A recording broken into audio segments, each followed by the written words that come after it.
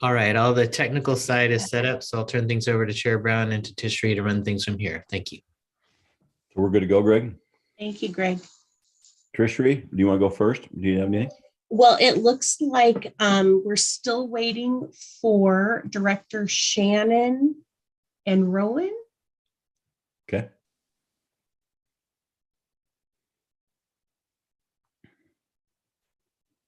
But we do have a quorum to begin when you're ready, Chair Brown. Okay. I've got about 37 seconds here left on my clock, so is it okay if we wait? You can go ahead and sing now if you want to. Go ahead.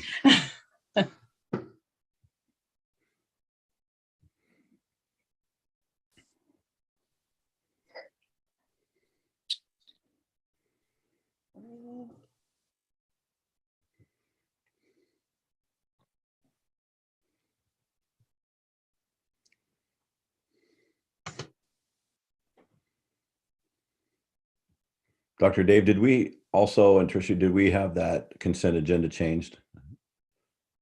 No, sir, I'll take a board action this evening to go ahead and change that. Okay, so you can handle that? I can make the recommendation for the motion. Yes, sir. Okay. Yes. Thank you.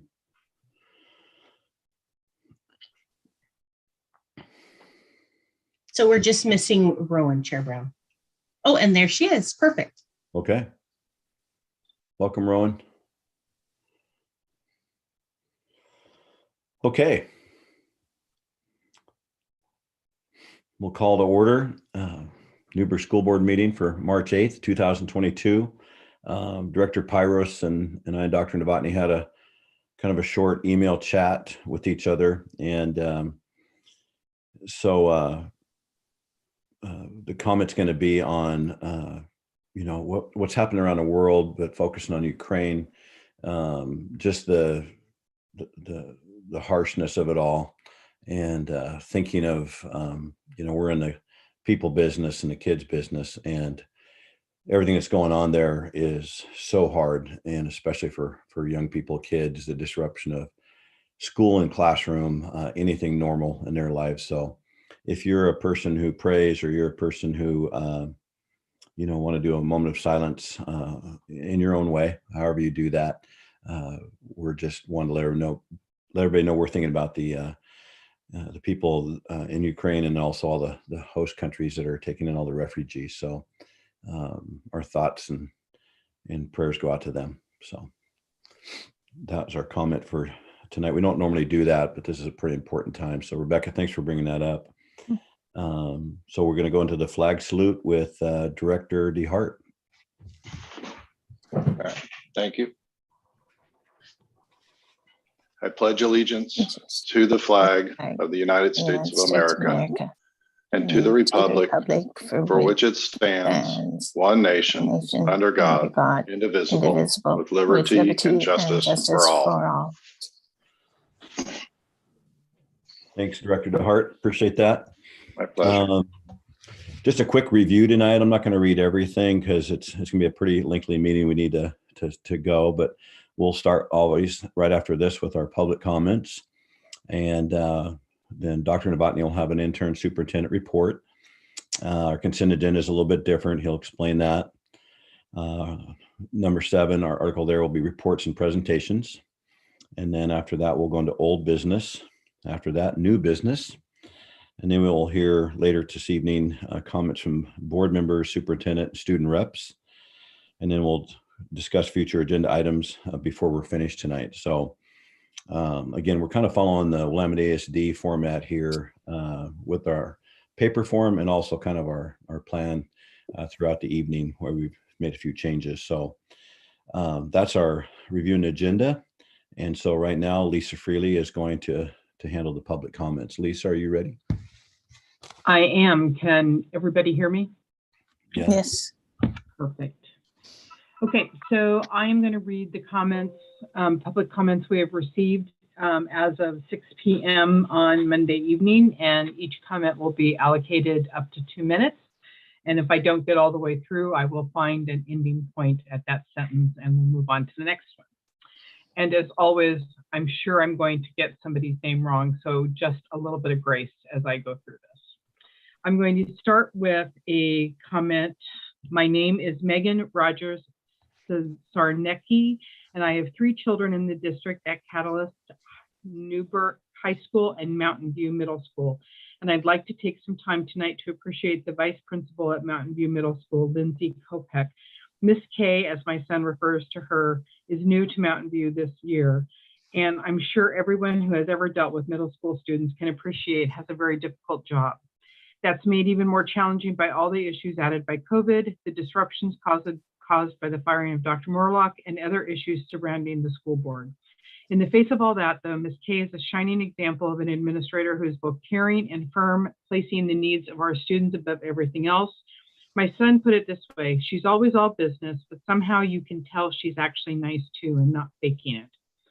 In fact, Ms. K routinely chooses disciplinary measures that take considerable time and effort on her part compared to simply issuing a referral, but involve building a positive relationship with students rather than writing them off as problems. For example, she might ask to check in with her weekly and chat about how they're doing in their classes and with their teachers, fostering a sense of accountability for their actions. She told me that she wants to make sure school ends up being a positive experience for them if she can, even if it's been difficult in the past, and she can help them learn from their mistakes and become someone they see as an ally. She sees that as a win, even when she has to do something like issue a suspension. I've heard parents that it's done with a level of compassion that they felt was truly genuine. There's been a lot of negativity surrounding the schools this year, and I'm as guilty as anyone of being discouraged about a lot of things. But I am so very grateful for people like Ms. K who are looking out for our kids and making a difference in their experience. Brandon Casey. To say I'm disappointed in the school board would be a vast understatement. All we, the parents, did was ask you to put an end to the abuse of our children a month early. What we got was a one-sided mask presentation that conjured up every possible or hypothetical consequence imaginable. In addition, the interim superintendent added a survey from teachers now that has nothing to do with consequences, yet he added it. He left out the will of the parents, and I think that speaks volumes. I would have thought the will of the parents and the voters would be more impactful than the opinion of some teachers. Guess not. Multiple school districts with courage have somehow found a way to navigate the sea of endless hypothetical or possible consequences, and there hasn't been one consequence levied on a school district yet, and likely won't, seeing as the CDC ended mask mandates, including schools, on 2/25. So they can do it, but for some reason we can't. Just the simple thought of a hypothetical consequence and the resignation of an interim superintendent if he doesn't get what he wants is enough for the board to continue the abuse on our children in defiance of the will of parents who overwhelmingly want masks to be optional. As someone who has invested a lot of time in speaking and writing to the school board, and even more time and energy fighting off recalls and being involved with school board elections, I can't begin to tell you how angry I am, how betrayed I feel, and I am not alone. I really did think that 4 board members would have the courage to make the right decision when it came down to it. I thought you would put the welfare and interest of our children ahead of hyper-partisan arguments and possible consequences, but you didn't, and the abuse of our children will continue as a result, at least until March 19th. But given the fact that we live in a far-left authoritarian state, who knows? I guess what we know for sure is this: if the state wants to abuse our children, this board will idly sit by and comply with it. That, in my mind, is unforgivable. My name is Tricia Sutherland. I'm an NHS parent and a 30-year resident of Newburgh. Please read these comments at the next public comments at the next board meeting. When espousing the qualities of meritocracy and insisting on equality, the metaphor is to level the playing field where people can rise according to their merit. Of course, talent, one's capacity for effort, and even luck plays a demonstrable part in any outcome, and arguably shows that the link between merit and outcome is indirect. A growing body of research suggests that believing in meritocracy makes people more selfish, less self-critical, and even more prone to acting in discriminatory ways. Meritocracy is not only wrong, it's bad. By enforcing impartiality and leveling the playing field to avoid inequalities based on gender and race, studies have shown, in fact, that it leads to precisely the kind of inequalities that it aims to eliminate. And there is, in parentheses here, Castilla 544.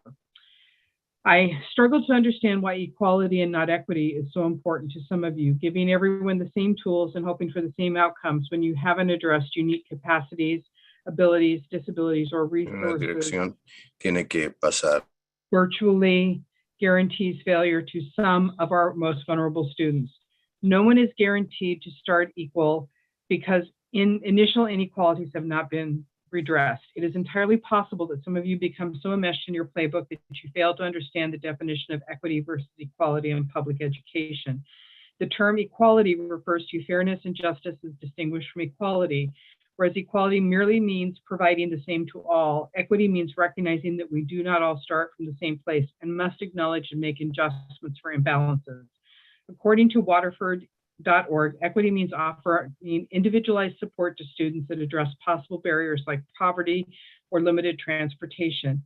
Equity provides students with resources that fit their circumstances. That is our 2-minute mark. Brandon, I've already read this one. Karen Wall. Hello, my name is Karen Wall. My husband and I have 2 children that attend Newburgh High School. They are both in the 10th grade. Recently, my son received a letter request from the high school staff member asking him to be a team leader for the My Choice program. He was so uncomfortable with this letter and brought it to my attention. I'm so glad that he did, as we were appalled and disgusted. I have already emailed the staff member who wrote the letter along with the principal. I have attached the principal's response to this letter so you can review our communication. We as parents are horrified that a staff member sought to use our son as a pawn in an extreme progressive sex ed program with the goal of indoctrinating our students, such as our son. We do not appreciate staff members reaching out to our underage child, asking them to be a part of such a program without parent consent. We did not allow our child to participate in this program while in middle school, nor will we allow them to be part of this program in high school. It occurred to me that our school board may not be aware of the content of this curriculum or what the school is asking high school students to do. Here is a link to the Teen Leader Classroom Guide, and I would urge each school board member to read it thoroughly.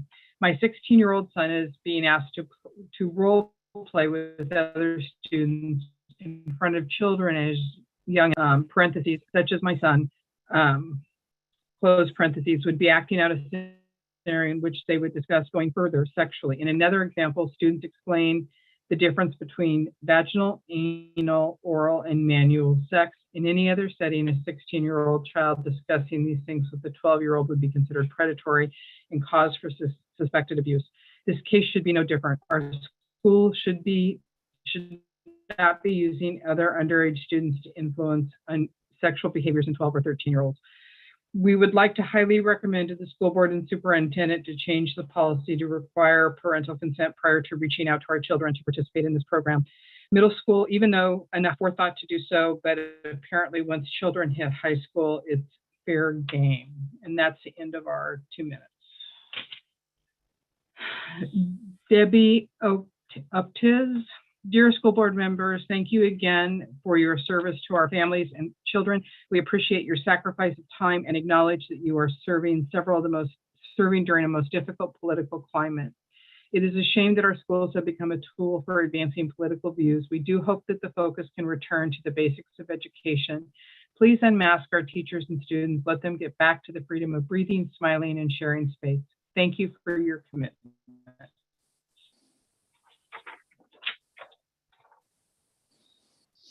Hello, school board members. I want to express my thank yous and appreciation for the school board and the new interim superintendent. It's been the toughest school year as a parent I've experienced. You all donate your time, love, and energy to managing our public schools.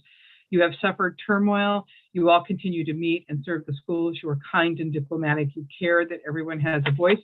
You work hard to represent the people who elected you. Thank you. And that's all caps with an exclamation point. Dr. Novotny, you have been a breath of fresh air. You willingly volunteer your time at the school district, knowing it is undergoing unprecedented turmoil and division. You listen to the board and the parents. You are kind, interactive, and polite. You generally want the board to work together for the benefit of our kids. Again, all caps and an exclamation point. And this is Robin Wheatley.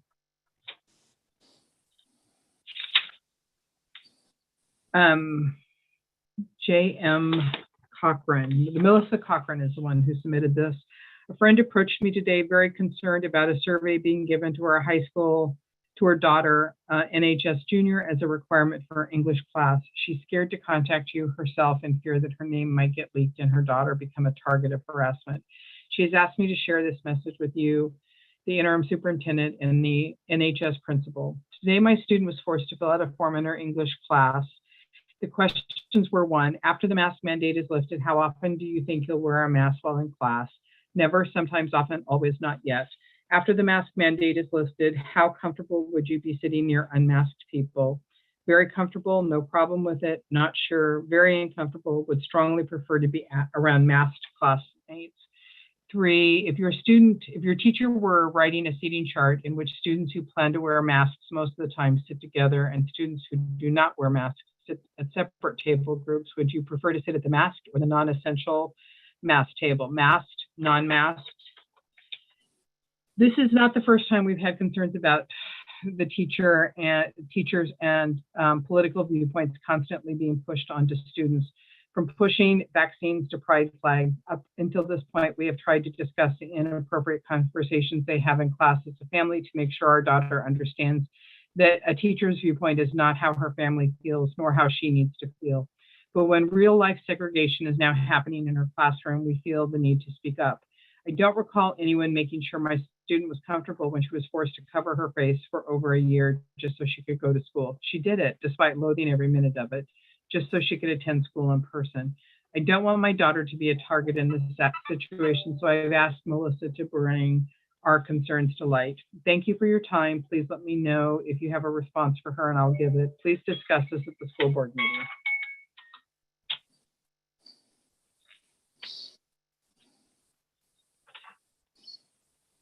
Angel Rose 28 gave this public comment: please leave our kids alone. Let them have their freedom to breathe. There's no need to survey them about continuing to wear masks.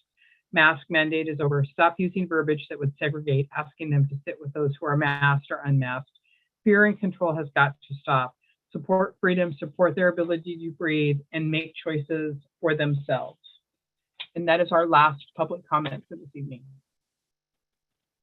Okay, thanks, Lisa. Appreciate that.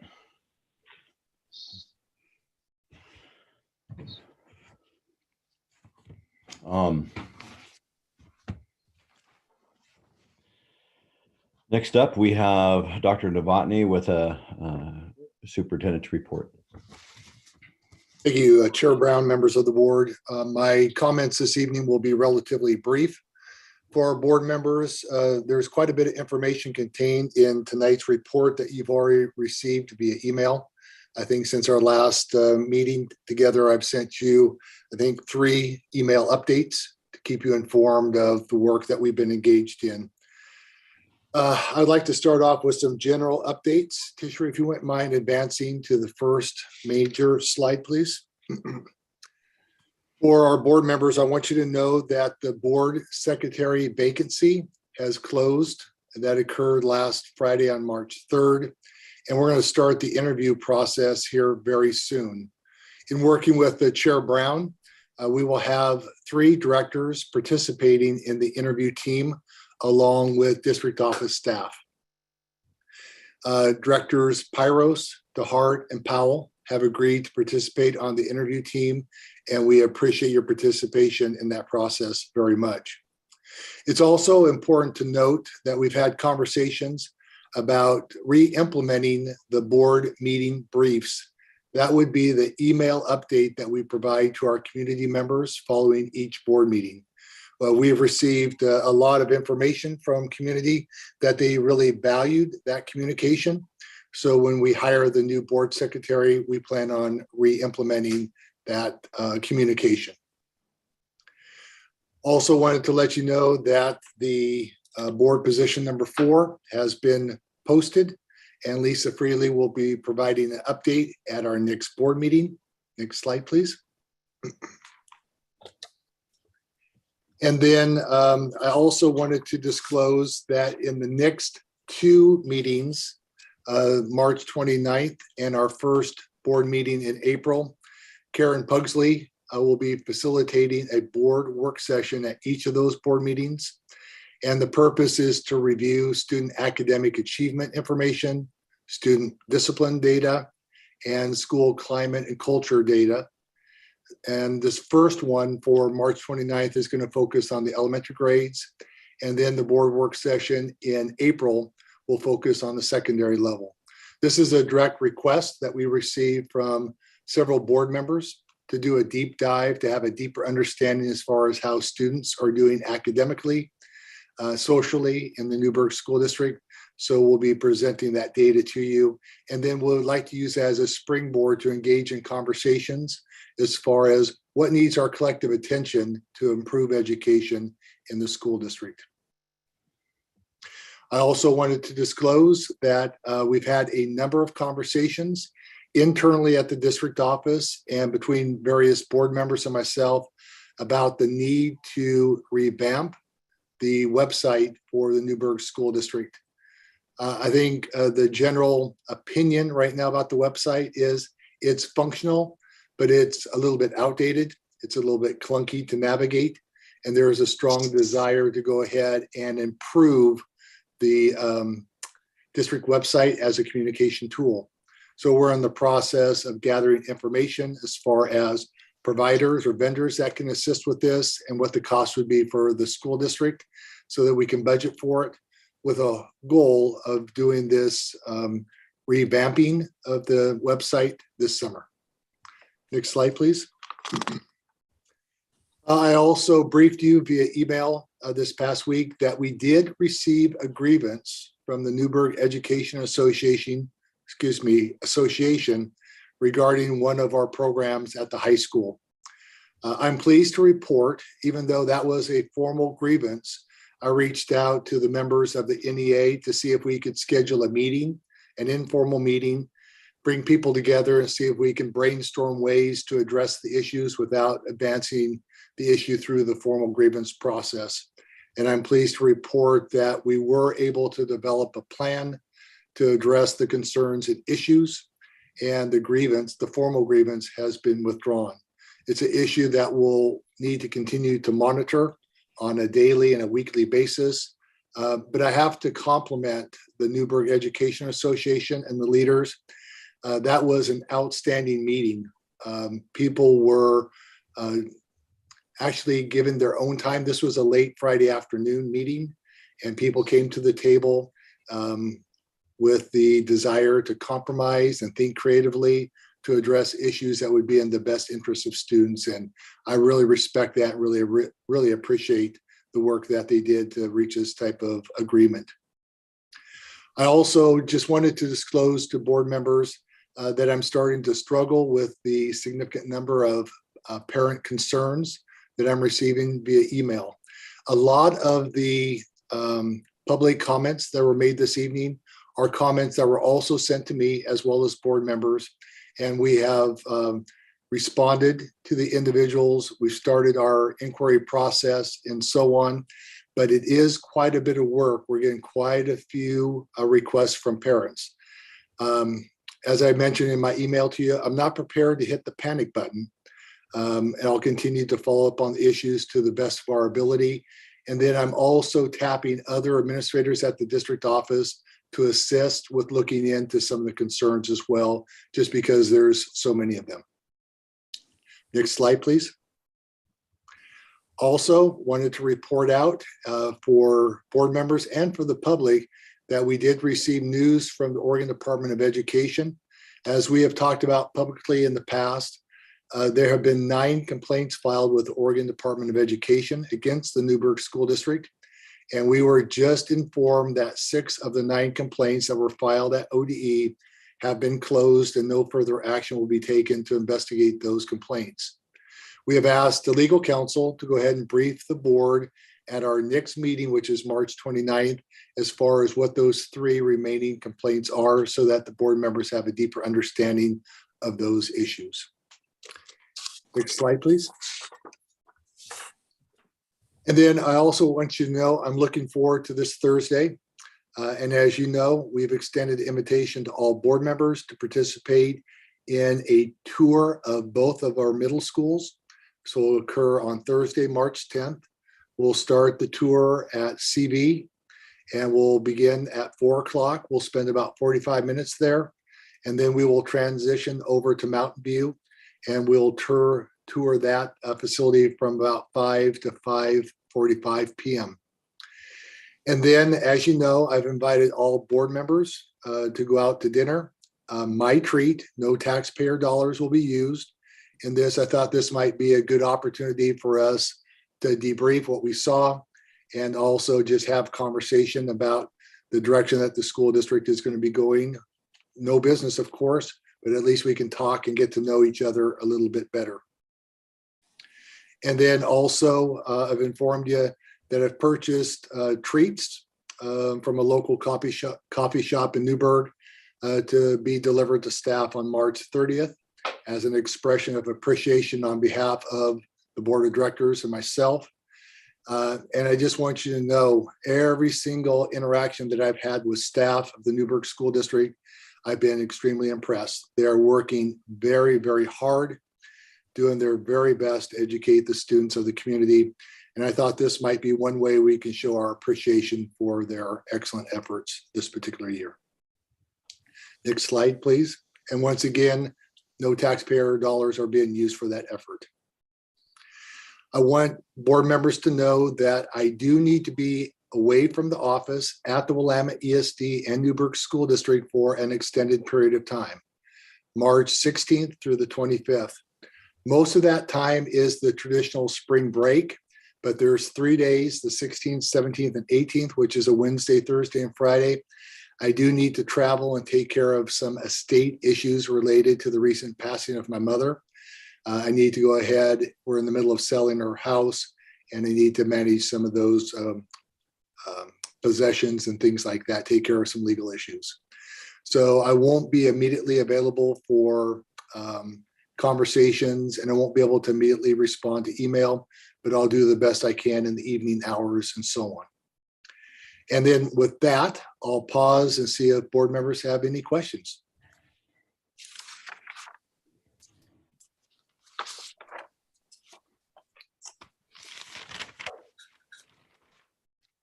And Dr. Botany, I'd just like to express my sincere sorrow for your loss. And if there's anything that we can do during your absence, you let us know. Thank you. We'll focus on that. I appreciate that very much. Thank you.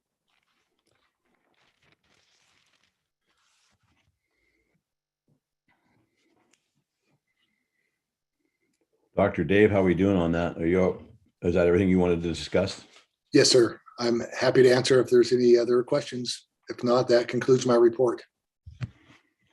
Great job as usual. Thank you again. Just echoing Director DeHart's comments. So whatever, if you do need something, let us know, please. Thank you. Looking forward to Thursday, and that'll be good. So moving on, we're moving into reports and presentations. First one's up with our monthly fiscal presentation from, let me back up, sorry. This one, we got consent agenda. Dr. Dave, do you want to tell why we're doing that, or you want me to? No, I'm happy to frame that up for you. Go ahead. Please correct me if I get anything wrong.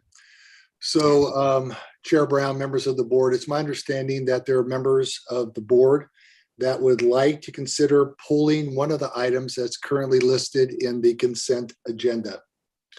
That issue is related to the contract renewal and extension for staff. And that information is contained in your board packet, pages 4 through 13. In order to pull this from the consent agenda, the board chair would need to entertain a motion from a member of the board with the request to pull the item and add it to the agenda as a board action item. So Chair Brown, I think that captures the conversation that we engaged in earlier. That would be pages 4 through 13 on that. Yes, sir. Excuse me. Could you tell me what those pages describe? I can. Those pages basically deal with contract extensions or contract renewals for all licensed employees in the Newburgh School District and all administrative employees in the Newburgh School District. So I have not heard anything about this prior to the meeting from any of my board members. So to be clear, we're basically taking the consent agenda and putting it at the end of the meeting under action items. Is that correct? If the board moves in this direction, it would be an action item under new business and would likely be new business C. Okay. Are we pulling the entire consent agenda or just that one item from it? What's the item in question? I can answer that. You want to go, Dr. Dave? I think I need a board member to answer that question. Right. We're going to go ahead and we'll make our motion on the page 3 in your packet. That is the personnel recommendations under the consent agenda. Pages 4 through 13, there's going to be some more explanation when we get to the action items to explain a little bit more in detail. And so all the contracts for teachers, admin, and everything are on pages 4 through 13. And at that time, Lisa Freely is going to explain a little bit more in detail, and Dr. Dave possibly about those different pages in there and what's going on. So somebody's going to motion for that, but I don't know what it even is or means. So it's difficult as a voting member to understand what is happening. So we're pulling pages, you said 3 through 13, Dave? 4 through 13. 4 through 13. Okay. Understanding would be pages 4 through 13. Can we have a reason why we're pulling these? We're not pulling them, we're changing the time frame so there can be some discussion on an explanation of what's going on with those contracts from the district. So everybody understands what's going on with those contracts. So Lisa Freely will explain that. There wasn't anything else in the consent agenda, was there? No, just okay. There's no consent agenda then. Actually, I apologize. Actually, I'm going to interrupt here. There is one other page which has some hires on it, Director Shannon, that would be part of the consent agenda that we would like the board to take action on. And that can be found on page 3 in the board packet. So if everybody page 3 there. Still just confused. So basically the goal is to pull all of the contract, like the new contract stuff out so that we can have Lisa explain it to us. Pretty much. There's some things she wants to say so the public gets a really clear understanding of how it works. Why can't that be just done as according to the agenda at this point?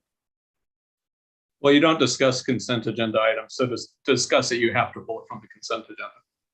So in the packet, they have recommendations. Are you saying that we shouldn't do those recommended motions at this point? We should do it under new business? Yeah, we'll make our vote. It'll come up under new business on, it'll just be added to it on C, but we have to make that motion to make that happen. But we don't know why, just so that everyone's clear. Lisa Freely's going to make an explanation on how this whole process works. So it's really clear. It's pretty detailed because we're talking about hundreds of employees here at administrators and how it works. So Yeah, we're just going to pass page number 3. Nothing really changes. We're just doing it later in the meeting. But is there a reason why she can't do that now? I'm completely confused because I have no idea what's happening. Okay, I'll go slower for you. We're going to look at page number 3. We're going to do a motion and a second on that one. So we'll pass that one. That'll be our consent agenda. Point of order, Mr. Chair. I don't believe we need a motion to pull things from the consent agenda. If a member requests it be pulled, then it's pulled from the consent agenda. We talked about this earlier. Lisa, is that how you understand that? I am definitely not going to argue with a Robert's Rules guy who's sitting there, probably knows more than I do. Tishri, I know that you're in the background there. Is that a consistent understanding from your perspective that we could just pull it? We don't need a motion? Well, generally, if the board's acting on the agenda and the consent agenda is part of their agenda, then this would be something that would be pulled down into new business because they're not going to act on it as a number 5 consent agenda. Whether or not that is actual rules of order, I cannot say, but as in terms of practice, that is how generally we would do it in a public meeting, is a motion would be made to move pages 4 through 13 of the consent agenda down to new business. There would be a first and a second and a vote, obviously. And then after that is done, then page 3 of the packet, which is just that one page that was in the original consent agenda, would be acted on by the board.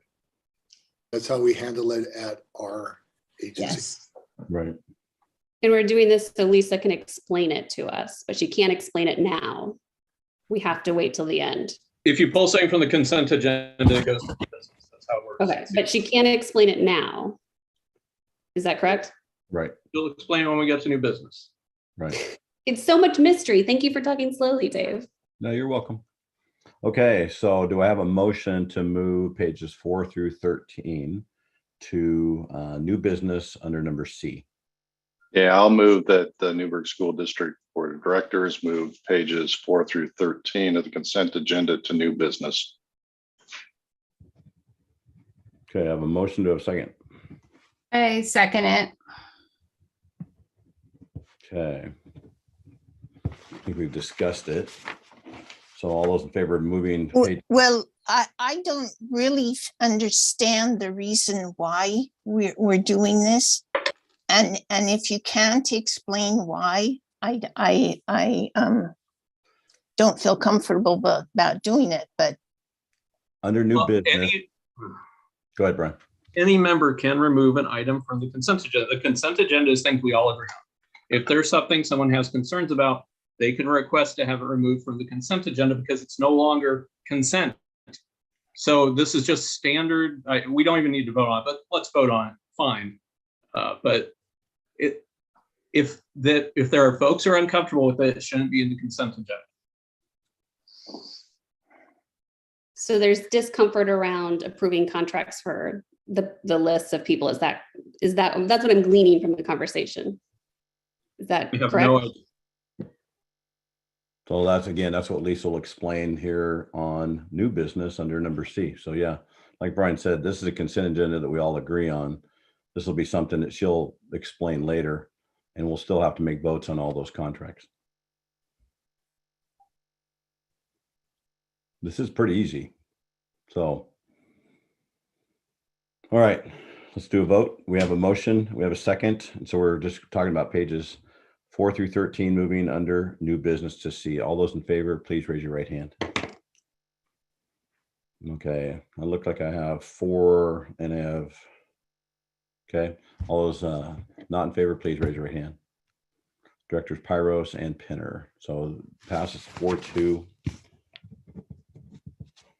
Now it moves. Okay. Thank you very much on that, you guys. All right, now we come back to page number 3, and we'll need a motion on this one. This is for accept temporary teaching contract and accept a licensed teacher retirement. So it's Brianna Harris, teacher at Antonio Crater, accepting her contract, and accept the licensed teacher retirement of Kathy Sabin. So if anybody'd like to make a motion in a second on that one. I'll move that we accept the consent agenda as amended.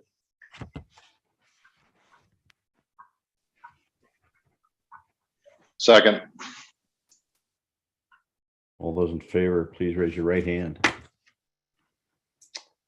Again, I see 4. All those opposed, raise your right hand. 2, Directors Pyros and Pinner. No, I voted for it. Rebecca and I voted for it. I voted for it.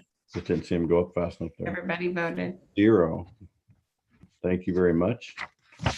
Okay, it'll all come out here. You guys will see. So moving on, we are now at number 7, and we have Nikki Fowler on their monthly fiscal presentation. So Nikki.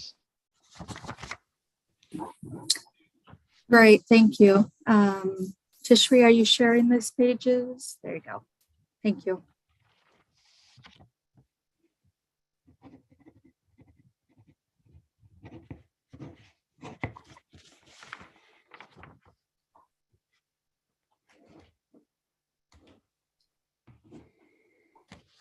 I have to close the packet and reopen it. I have a memory issue on my machine, so just 1 second.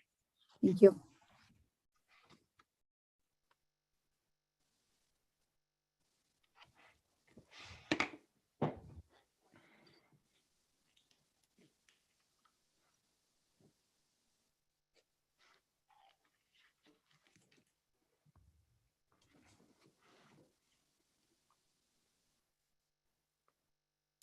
Great, thank you. In reviewing the notes here, there isn't a lot that has changed as far as the ending fund balance. We're still at about 7 million. But the item to note is also, as we move further through the year, that we will probably end up owing the state money back at the end of the year. So as I've talked about this before, when we get overpaid in this fiscal year, they take the money back the following May as they reconcile. So in 2023 school year, they would expect about 900,000, which they would deduct for any payment that we would be receiving at that time. So that would reduce my expected fund balance right now to about $6 million. Other highlights are the last month or two, I have talked about a grant that was coming in, and there's a resolution in the packet later on that covers that. But in these reports, I went ahead and made that adjustment, adding that grant to a federal revenue line and the expense line in technology. And that's about 477,870. So you'll see that difference there. And then the other thing to note is after the budget was, or the audit was complete, we've rolled all the beginning fund balances in. As we budgeted for the current year, we were expecting about $9.9 million. It came in at 9.3.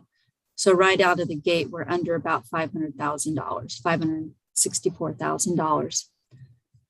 Can you scroll down just a little bit?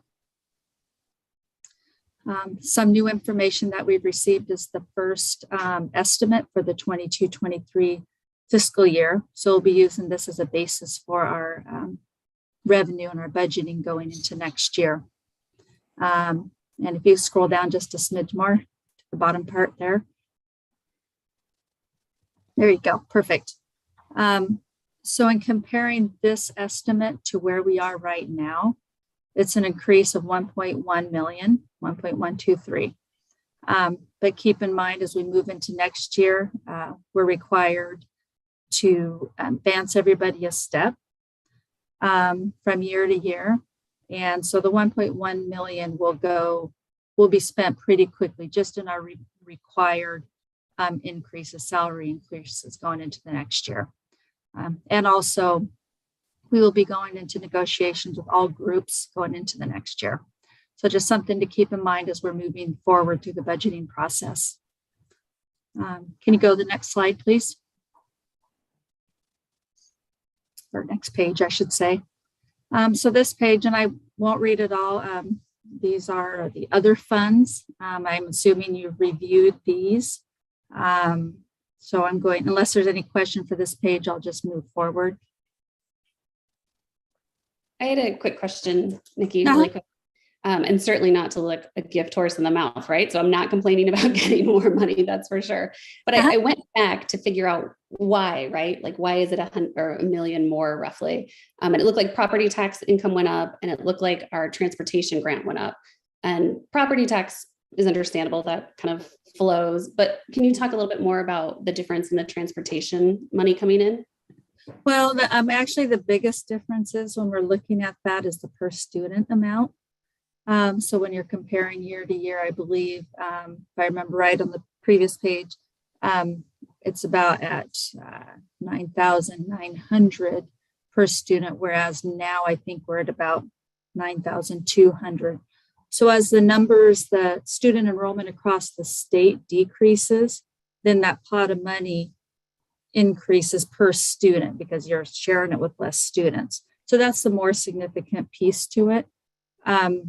Because all in all, if property taxes go up, then we're going to receive less from SSF anyway. So that's going to balance out in the bottom. So those are that's the biggest impact. Awesome, thank you.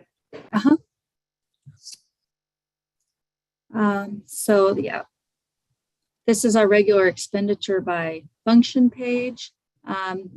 Nothing too different here other than you'll see under function 2660 is where I added the budget, the resolution that I have in the budget packet or the board packet for a little bit later on.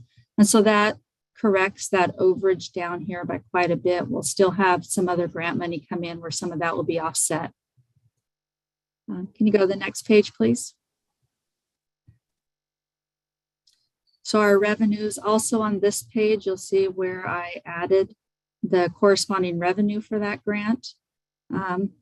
And everything else is, there hasn't been a lot of changes. As you can see in February, it's pretty minimal, the different items that come in as far as our revenue streams. But you will note at the bottom, the 9.33 million that we are recognizing as our beginning fund balance, whereas we budgeted 9.9. So there's a significant difference there. You scroll down just a little bit more. And again, this is where it all comes together and shows you where we're estimating the ending fund balance at 7,066,000. But this also doesn't show and compare it to the SSF where I keep track of our enrollment and what might be due back to the state, which I spoke about on the first page in my notes. So I think that about wraps this up. Are there any questions? I do have a couple questions. Mm-hmm. So page 15 at the bottom, this is our capital projects fund. So the bottom ending fund balance of 161 million, that is specific to the bond sort of bucket. Is that correct? Right. That's both the bond fund and our regular construction excise tax fund. So they're both 400 funds, but of course the majority of that is the bond money. Okay, good. Because I saw that. I was like, wait, why is, because I just saw the ending fund balance at 161 million. I was like, no, that's, I mean, that'd be lovely, but no. Okay, so that's for the bond specific. Okay. Yes, yes. And then my last question, let me find the page here. So page 17, so that bottom total all revenue, we've got prior year comparison, a decrease of a little over 2 million. Does that, first, why? And is that the dropping enrollment and things like that? Or is that, does that include the 900,000 that we owe back to the state? I couldn't figure out why that one was down. Which page are you on? 17. Okay, on the bottom part? Yeah, on the bottom, total all revenue in the pink. Oh. Yeah, so that's a little bit everything. You can see where that number is comparing the prior year to the current year. So in comparing where we are now, there's a few things that we haven't included in there. So there's like the 125,000 that we won't be receiving as we don't have students from other districts attending our district where we bill them. The other thing that isn't in here yet are like our indirect fees have not been allocated yet, charged off to the grants. Also, we took out, I believe, the participation fees. Wait a minute. We're going to be covering those. Actually, that looks like that's still in there. That should be out. The rentals we took out because we haven't been allowing anybody in the building. So just going through lots of those odds and ends and comparing them to the prior year. And that just accumulates. Our ESD amount is quite a bit lower because we're spending it on other services. So we don't receive cash, cash coming into the district because we're purchasing other things through them. So that revenue is decreased here. What other areas are in there? 60, 78. Yeah, I mean, as far as the school fund, you can see we're going to be estimated quite a bit less than the prior year from the 32 million down. So that's the most significant piece there. And then all the other little pieces on top. As always, thank you for explaining and enlightening me about these accounting specifics. I always appreciate it. No problem. Any questions on these?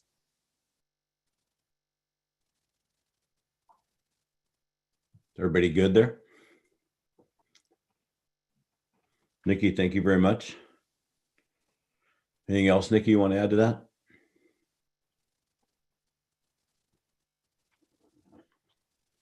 So we're good to go. Okay. Next up, we have the STEAM CTE update, and that will be from Karen Pugsley, Chris Hesselbaum, Jen Bailey, and Stephanie Whedon. Hello, Board of Directors. Thank you so much for hosting a conversation and sharing about our CTE and especially our STEAM programming in our district.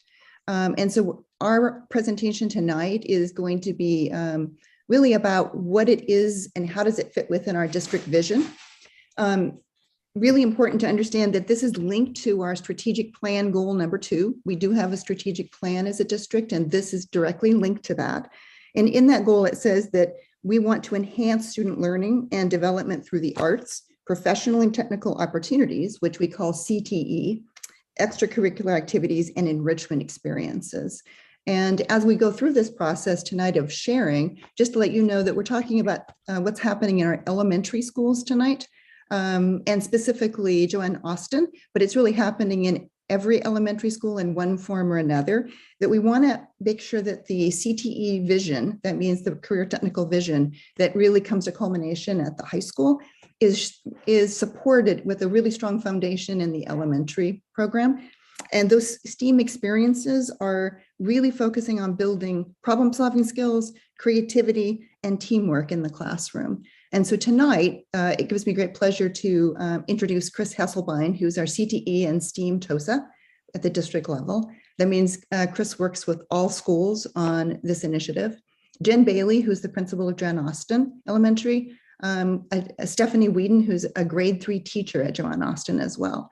And we're going to spend a little bit of time talking a little bit about what STEAM is, and then we're going to give it over to the practitioners in the field to talk about what it looks like at Joanne Austin.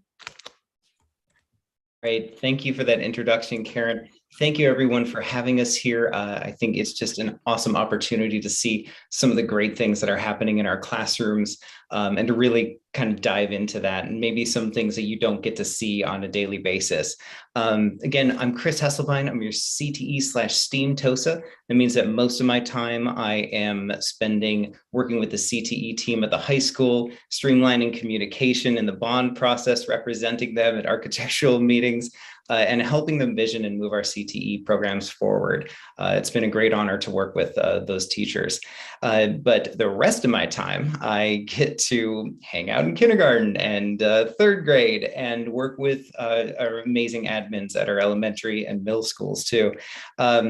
So I get a chance to help bring STEAM experiences into classrooms and help find opportunities within our curriculum to really dive deeper and bring more meaningful learning. So what is STEAM? It stands for science, technology, engineering, art, mathematics. And it is an approach to learning that encourages students to think more broadly about real world problems. It's really just the idea that when we're learning science, when we're doing math, it's never just a single subject. There is so many opportunities for overlap. And so we need to look deeper where we can connect these disciplines to our curriculum and our classroom experiences. And really that just gets kids more engaged and gets them learning in a deeper way. I'm going to show a little video here. This is a group of 1st and 2nd grade blends. They are working with small coding robots, a little bit hard to see here. And I just kind of want you to, what do you notice about this video? Just kind of think, and I'll walk you through what I see.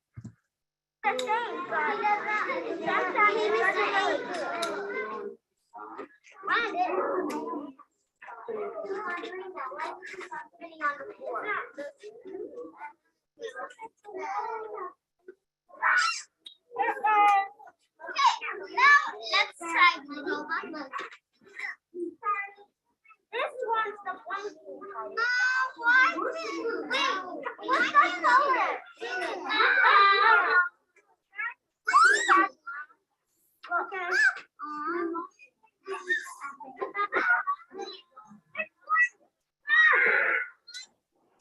So that is what real world learning looks like, but in a second grade classroom. Like that's basically where it all starts. What you're seeing there, or what, I was hoping that you would notice, is that one, they are working on programming robots. They're actually working on coding. Two, they're working on vocabulary. It's hard to see on those papers, but they are using words to describe what they're actually programming and coding the robots to do. They are using the scientific method, and they are predicting what it will do and then observing it and sharing those observations. As you can see, they're working together, collaborating. They're communicating with each other about which one, what each color code does. Oh, this is the blinky one, right? They're doing critical thinking. They're saying, what color is that? What's happening there? They're getting creative and trying new things. They said, let's try this. There is celebration. It's working. Like that kind of a celebration that you get from achieving something that you've been trying to work on. Interesting, what do we not see? There is no teacher stepping in telling them what to do every step of the way. The teacher is there on the side helping them and moving them toward a goal, but the students are not off task because they are so engaged in what they're doing. So just wanted to kind of pull some of those moments out of this. And if you would like to see some of this in action sometime, let me know. I'd be happy to bring you into a wonderful classroom and show you around. So why STEAM? One, for student empowerment. We are letting students do what they are passionate about, and the teachers help guide them through those passionate experiences. The students are learning by doing, and that experience helps drive the understanding and it helps develop resilience in our students. It is a chance for integrated curriculum in a schedule where time is so limited. If we can hit multiple standards in a single activity, it really helps to get a lot done in the time of the day. And authentic experiences, making real world connections that make learning meaningful, like actually using robotics. I'm sorry, did someone have a comment or? Okay. And also this all leads us to be future ready. So that means preparing them for middle school electives, classes in high school like CTE, and even for college and careers. Many of the top growing careers right now involve STEAM in some way. And so by starting them early and letting them get their hands on this stuff and having these experiences, it'll better prepare them for the futures for better careers. Right now, we're going to kind of zoom into a school level. I'm going to hand it over to Jen Bailey, and she, going to go back here, there we go, is going to tell us a little bit about her vision for STEAM at Joan Austin. All right, thank you, Chris. Good evening, school board and community members. Thanks for letting me speak to this subject I'm really passionate about, and what principal doesn't like to share their vision and statement and opinions about this. My background is in elementary school and as a middle school art teacher. And so these experiences have really shaped, the importance of providing all students the opportunity to problem solve, create, develop critical thinking skills, and to persevere. Marzano, his research has shown us that the biggest impact on student achievement is the teacher. And so we can think about that collectively many different ways, but also the question is, so what do teachers need? And sometimes, of course, we think of core curriculum, math, reading, writing, those pieces that build the developmental skills for all students. But I know also that teachers need and want to bring more opportunities to their students in the world of science, technology, engineering, arts, and mathematics. And they need resources to do that. My vision at Joan Austin, and just, in general, is for all students to experience engagement and want to learn every day. Implementing STEAM is necessary so our students can be exposed to and experience engineering, multiple approaches to a solution, and actually enjoy the process of learning.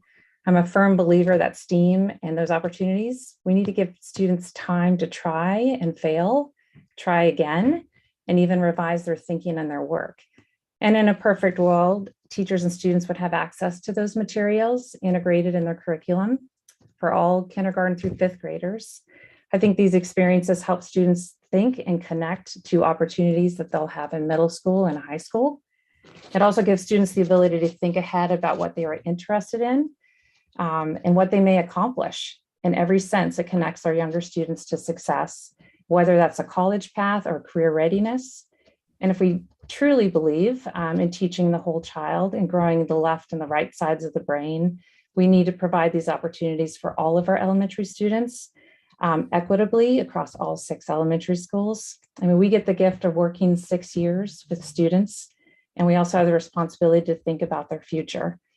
And lastly, I also wanted to share our staff, because of the pandemic, we did have a STEAM night planned in April, and we had to make some shifts, but we're still dedicated to bringing these opportunities to our students. So in April, we're going to have a STEAM shuffle. Sounds really exciting.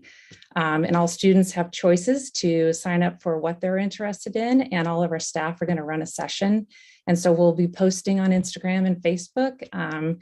But anyway, thank you for letting me speak about this. And if you have any more questions, you know where to find me. Thank you. Thank you, Jen. Now I'd like to turn it over to Stephanie. Stephanie Whedon is a 3rd grade teacher that I've had the pleasure of working with multiple times. This is a picture of students in her classroom. We did a social studies unit on arches, right, in ancient Rome. And then we did an engineering unit here where you can see the students were building arches and testing them for strength. I'm going to hand it over to Stephanie now, and she can tell you a little bit more about how STEAM is going in her classroom. Thank you. Thank you for having me and just hearing me out and letting me share a little bit about my passion with STEAM. Having the opportunity to provide my students with STEAM projects that tie in with my curriculum is an integral part of the classroom. In the photos you see here, like Chris said, we made arches that directly connected with our ancient Rome unit. On the next slide, there are some other pictures. So in that slide, you'll see the photos of our 3rd grade students, and here they're exploring and reinforcing their learning from our CKLA curriculum unit on light and energy. And so previously, our students read and learned scientific vocabulary such as transparency and opaque, but providing this STEAM project on transparency really helped my students confirm their previous learning, and they were able to put it into action. Here, Chris came in to support my class with measuring the amount of lights. On the photo on the left, they're using a light meter to measure the amount of light that's passing through a variety of materials. And like many STEAM projects, students were presented with some materials, but they were encouraged to be creative and to think outside of the box and continue to find other things that they could measure as well. They were allowed to measure many materials, they recorded their findings, and they placed it on a visual number line, which you will see on the picture on the right. So our students were engaged, they were excited, they were moving around the classroom, and they used their scientific terms during their peer discussions.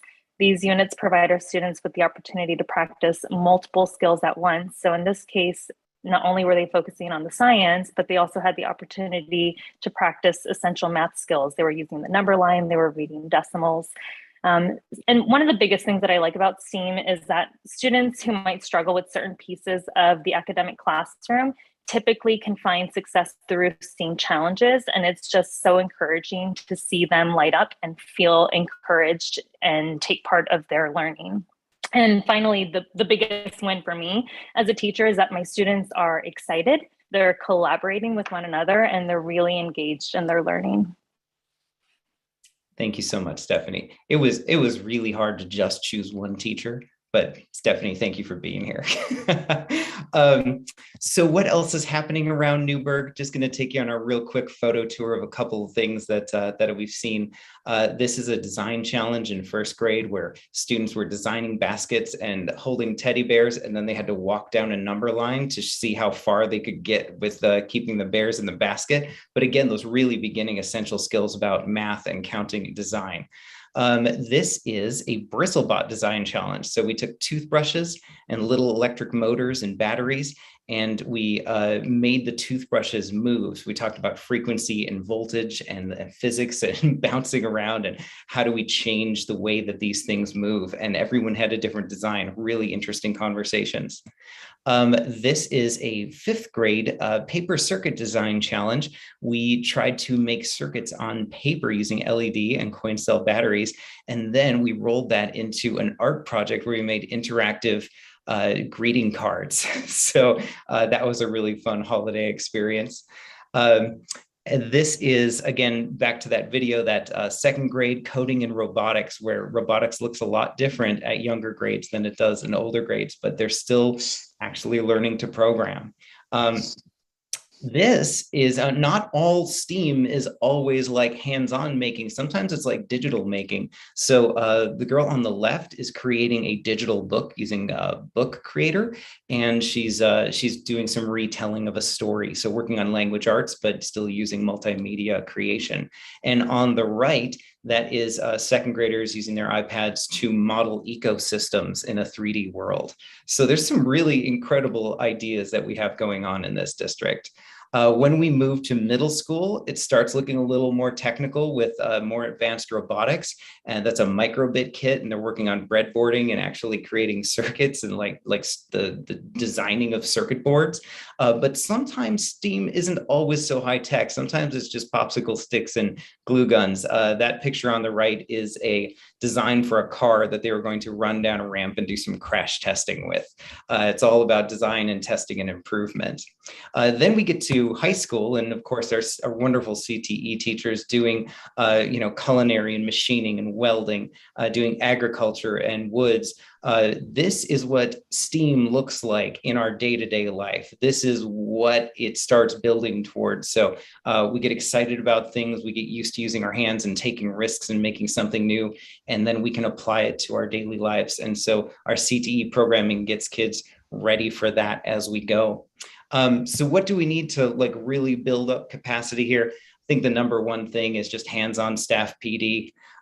In order to get teachers comfortable with guiding kids through these experiences where they might experience failure, the road is not so clear set, that it's sometimes really nice to just get hands-on. This is pictures from a staff development at the beginning of the year, where teachers came in and did the bristlebot activity with me. And you can bet that most of these teachers have invited me into their classroom to do this with them and their kids this year. And that also requires consistent materials across schools. It requires some time to look at curriculum alignment so that we can find those opportunities to insert STEAM into what we're doing. A couple other things that we might need is a little bit, along with our materials K-5 for STEAM, and I'm trying to use some Austin family funds to get some materials in there. This is just a start. We also need some updated materials for middle school STEAM activities. Some of their equipment's getting outdated, so we're looking for opportunities for that. We're also looking for opportunities for collaborative projects between elementary and high school for more visibility and capacity, and get those kids excited about getting to our CTE programs in high school. We already have several high school students working with elementary students, and they're going to be planting gardens for their FFA projects. So I'm really excited about that. And then hopefully increase community visibility and partnerships, like Jen was talking about, having STEAM nights. And because of the pandemic, we've had to cut back on some of those things. So hoping to revitalize those activities just to make sure that our community sees all the great stuff that's happening in our school.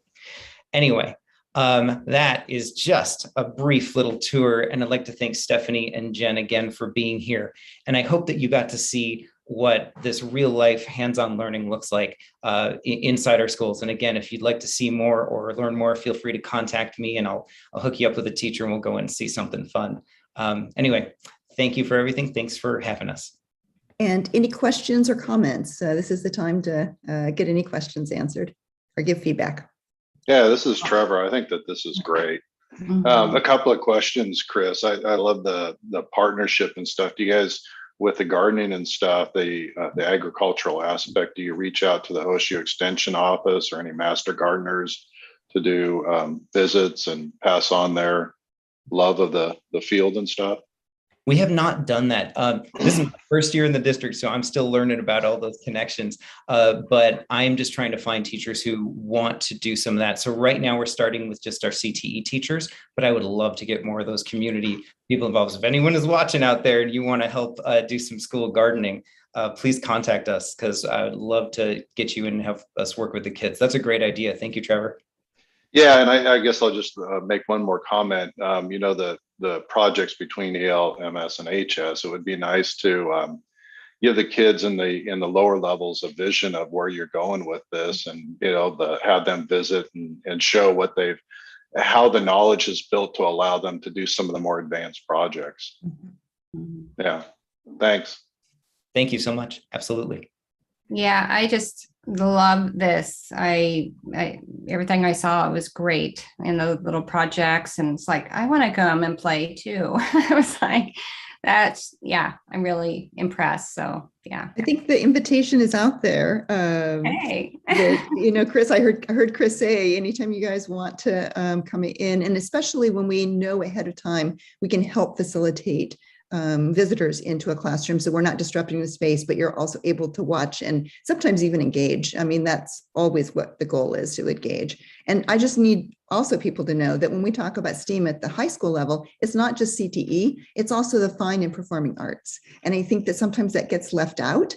And I really want to make sure that is really understood, that the same kind of grit and perseverance and experimentation and creativity comes from our fine and performing artists as well. it makes learning fun. It does. That keeps them engaged and excited about it. So yeah, there's not usually, when you're doing this kind of work, there's not usually kids sitting around not wanting to do it. They're actually really active. Sometimes you have to say, no, it's really time for us to transition now, right? Yeah. It's like put down the stuff. Thank you so much for being a great audience. And anytime you want to have more information about this, I actually supervise CTE at the district level. And so you can always contact me, and also Chris and I meet on a weekly basis, just talking about these projects. So we're we get a lot of information if you'd like to learn more. Thank you so much. Yeah, we appreciate what you do. Hey, Karen. Yes. I was just going to tell Chris that was a great job, along with Jen and Stephanie. Probably one of the most biggest experts we have in the city is Brian Stewart from the Salem Park and Rec. Yes. And he's fantastic. He knows all the greenhouses. He's done all the swim pool, golf course improvements. He used to work for the city. So Chris needs to meet that guy soon. I can probably broker that meeting. So thanks for that. I hadn't been really thinking about, I didn't even know about the garden project, Chris. So I'm excited about that. And I definitely can connect you with folks at the city. He'd have a lot of resources for Chris also. He would. Yeah. He would. Thank you so very much. Great job. That's awesome. Well, that was fun. That was really fun. We're going to move on now to another exciting thing here. We got our changes in the COVID-19 safety protocols. A lot of people have been waiting for this. So we have Ann Zeal and Annie Berger. Ann, are you ready? I am ready.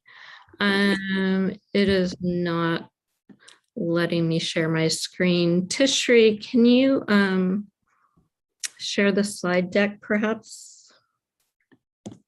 Sure, it'll just take me 1 second to pull it up. Okay, thank you so much. You bet.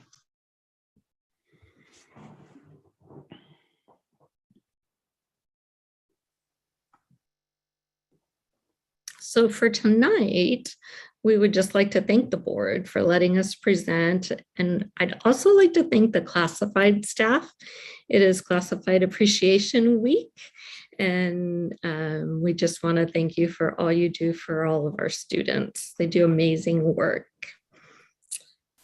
So our first slide, we're going to talk about the changes in COVID protocols that are going to happen on March 12th of 2020. So the governors from basically the West Coast, California, Oregon, and Washington all met and created a West Coast plan for lifting the mask mandate.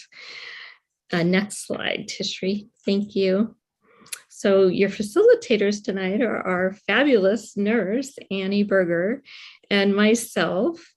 We've taken content from a variety of places in the last few weeks. So ODE's Ready School Safe Learner team, the Oregon Health Authority, and our Newburgh COVID team met quite a few times to get our plan in place. I will present most of the slides, and then as we go through them, there might be some questions, and we'll have a time at the end for questions. It's a bit of a hot topic, so we're ready for those. And Annie's here as well if you've got any of the medical and nursing type questions. Next slide, Tishri. Thank you. So the why, if you look at the Oregon's epi curve here, you can see the first rise is the initial COVID-19. And then the third bigger rise is that second Delta variant, and where it goes way up at the end is the Omicron variant. As we can see, it's come down quite a bit. So decline in case rates. There's also been a large decline in the hospitalization rates in Oregon. And then we have a high immunity rate in Oregon, mostly because people are vaccinated or people have already had COVID in one of its forms. And so they've built up that immunity rate. Next slide, please. So we're definitely moving away from the mask requirements and into mask recommendations in schools. If you're checking out the picture on the slide deck, some people are wearing masks and some people are not wearing masks. Next slide, please. So what does this mean for our school district? I believe we're going to be seeing some people who are still wearing masks and perhaps a lot of people not wearing masks. And it's definitely going to look different than it looks right now. Next slide, please. So since the requirement of masking is removed and lifted for indoor public schools, we still have some things that we do have to do and that are still required. So for instance, in our health rooms or our behavioral health spaces, people are still required to wear masks, so students and staff, as well as people who are working with maybe someone who's at high risk medically or a medically fragile student, they'll be required to wear a mask as well. Our school bus mask mandate is lifted. It was actually lifted on February 25th, but we are going to roll everything out on the same day, so there's no confusion. There's also a pause on quarantining and a pause on contact tracing. So with the pause on quarantine, discontinuing test to stay occurs because the two are linked together. In turn, what we will be doing is increasing our exposure testing. So that just basically means if someone's been exposed or showing some type of symptom, we might be asking parent permission to test them and just keep track of it a little bit better in a different way. Next slide, please. So what will we keep doing? We will keep notifying parents if there's perhaps a COVID case in their child's classroom or on the bus. We'll be giving away free COVID tests for home use. I kind of talked about the symptomatic students. We'll be looking at that and looking at exposure testing. So parents would need to consent for that. If a student, maybe is fatigued, has a fever, has a loss of taste or smell, all of those typical COVID symptoms, we might call a parent and say, would you like your child tested? We're also going to encourage students and staff that may be in a higher risk category that they might want to consider wearing a mask. If you got a child or some type of condition as an adult, maybe you're diabetic or maybe a student has cystic fibrosis, they just want to possibly take that precaution, but it's definitely not required. And just encouraging physical distancing if somebody is either maybe coming back from being sick or they are just in a higher risk category. Next slide. So masking for unvaccinated staff, that is now a local employer decision. So we will be increasing testing. It's not necessarily feasible to test every single person, but we will be able to test, people at higher risk or people who we know there's a possible close exposure. The vaccine mandate is still in place, which is kind of interesting with the non-masking and then still having the vaccine mandate in place. It is part of the Oregon administrative rules, so it has not been lifted. And at this time, there are no plans for it to be lifted. So that makes it a little bit interesting for staff who are still unvaccinated. They'll still need to wear a mask. Volunteers still need to wear a mask. If they have an exception or some accommodations, those remain the same. Unvaccinated staff can also test weekly. They don't have to test weekly. They might choose not to, but they can still stay in school. And then people who, we do have some staff that have taken a leave of absence. We'll be looking at those particular individuals through HR. They'll be talking with them and meeting with individuals for the fall to make some sort of plan for them. And they're going to need to also follow the same types of things that we did the first go around. So A, are you vaccinated? B, you can apply for an exception and decide what those accommodations might need to look like. Or, if the staff were perhaps working with a high-risk student, they might need to, be in a different position or with a different student, perhaps. Next slide, please. So we have some high-risk students in our district. Sometimes they're called medically fragile. They might have some conditions. Somebody might be going through chemo or have a kidney transplant, or they're just immunocompromised in some fashion. Staff will definitely be required to wear a mask as an accommodation for that student. And those decisions on what that student needs are made individually in their IEP team meetings, or if the student is on a 504 plan for a health condition, those are places where those decisions are made.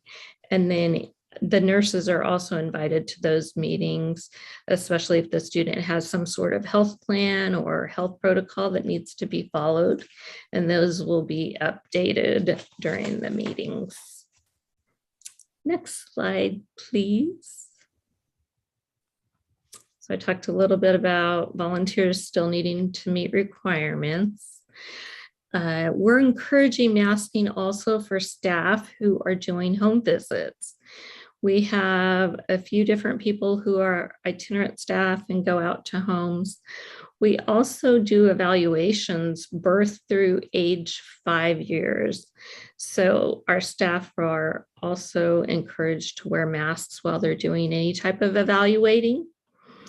And then basically any staff, any student may choose to wear a mask. We might have students who come in and are experiencing more anxiety than typical just from people not wearing masks and being so protected for the last couple of years. It might take people a little while to adjust, just like it took us a while to adjust to wearing masks.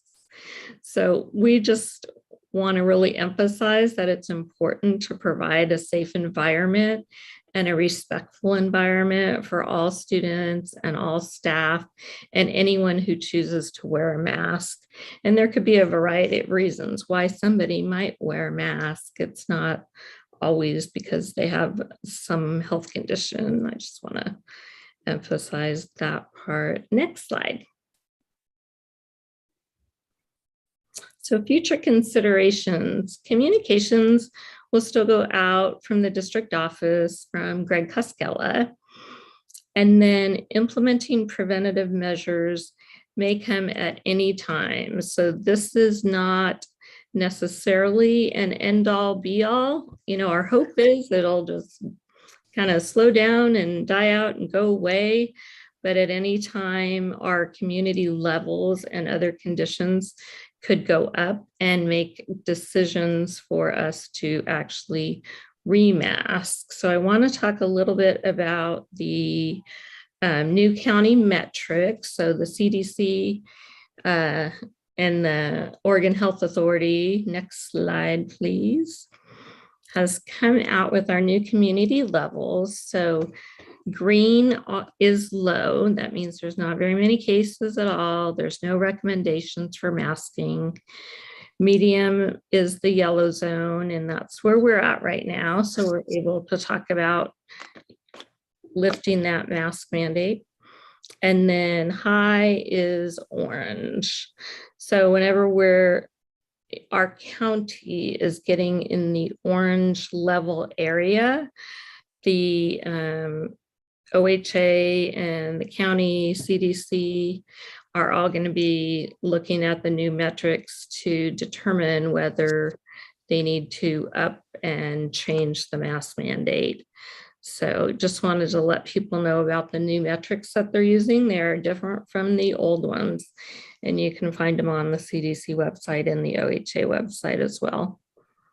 Next slide.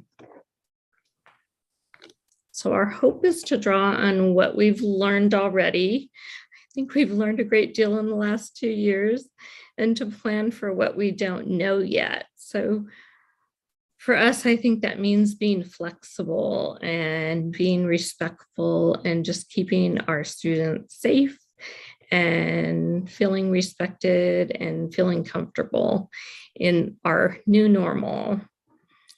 Are there any questions? You can go to the next slide. And I had a question. Could we go back to the slide about masks for unvaccinated people? Mm-hmm.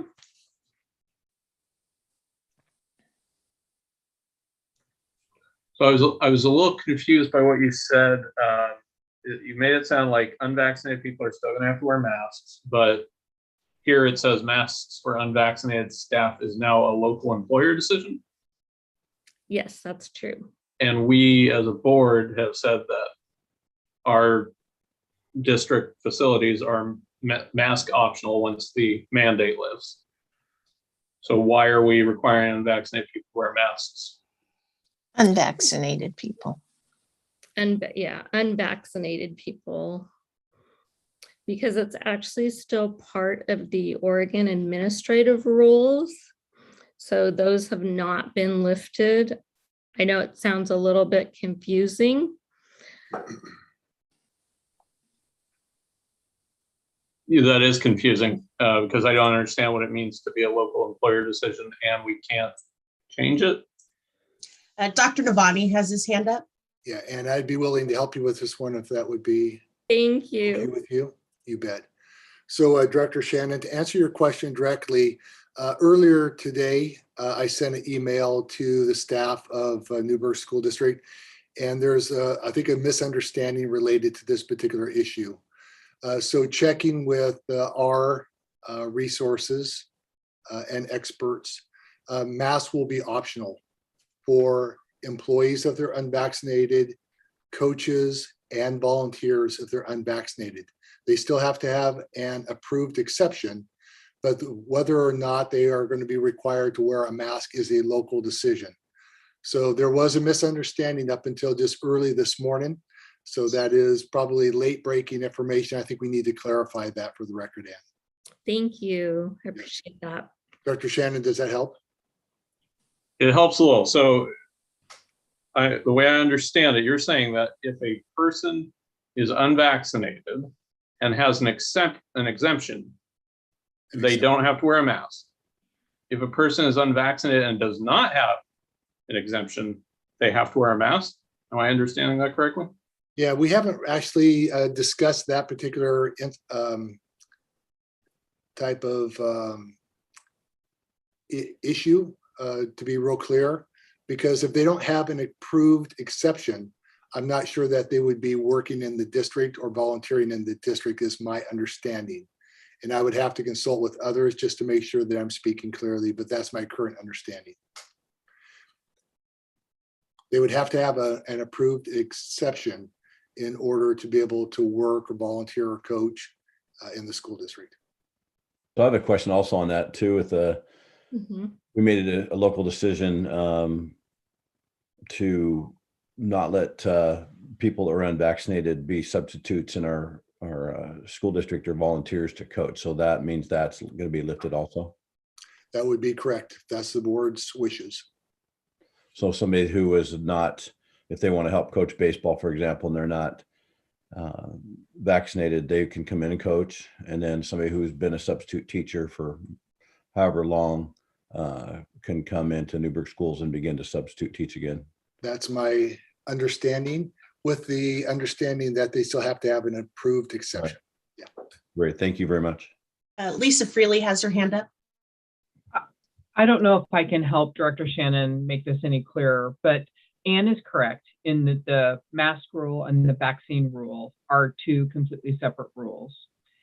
They have eliminated the requirement on the enforcement of the masks, but they haven't on the vaccines. So under Oregon law, according to OHA, you have to be vaccinated in order to be an employee, a volunteer, a contractor, and to be providing any service that has direct or indirect contact with students. The one exception to that statement is if you have qualified and gone through the process of getting an exception, which falls into either a religious or a medical criteria. And then you would be allowed to come into the work site, into the school and provide. So you could coach Chair Brown, you could substitute, but you would still have to comply with the rule that requires you to go through the process to get an exception and to meet the conditions of that exception. Right. Thank you, Lisa. Okay. But that's for vaccination. Otherwise, if they do meet that requirement, they can go, they don't have to, they're not required to wear a mask. Correct, Director Piros. Yes. I had a quick question regarding the contact tracing aspect of this. And I understand we're not doing contact tracing, but again, it feels like we kind of are because of the cohort sort of model, right? So correct me if I'm wrong, but it's, you know, if your child is exposed in a cohort, it could be on the bus, it could be in a classroom. Are there any other cohorts, I guess, like special pull-out groups? Lunchroom. Okay. Yeah. And that's K through 12, right? So even secondary, when they have, 6, 7 classes, potentially, those are all considered cohorts. And if there was a student who tested positive, then those students would be notified, or those parents would be notified. Yes, in each class. So we'll be making maybe more notifications than we did before, because everyone in that classroom would be notified since no one is wearing a mask.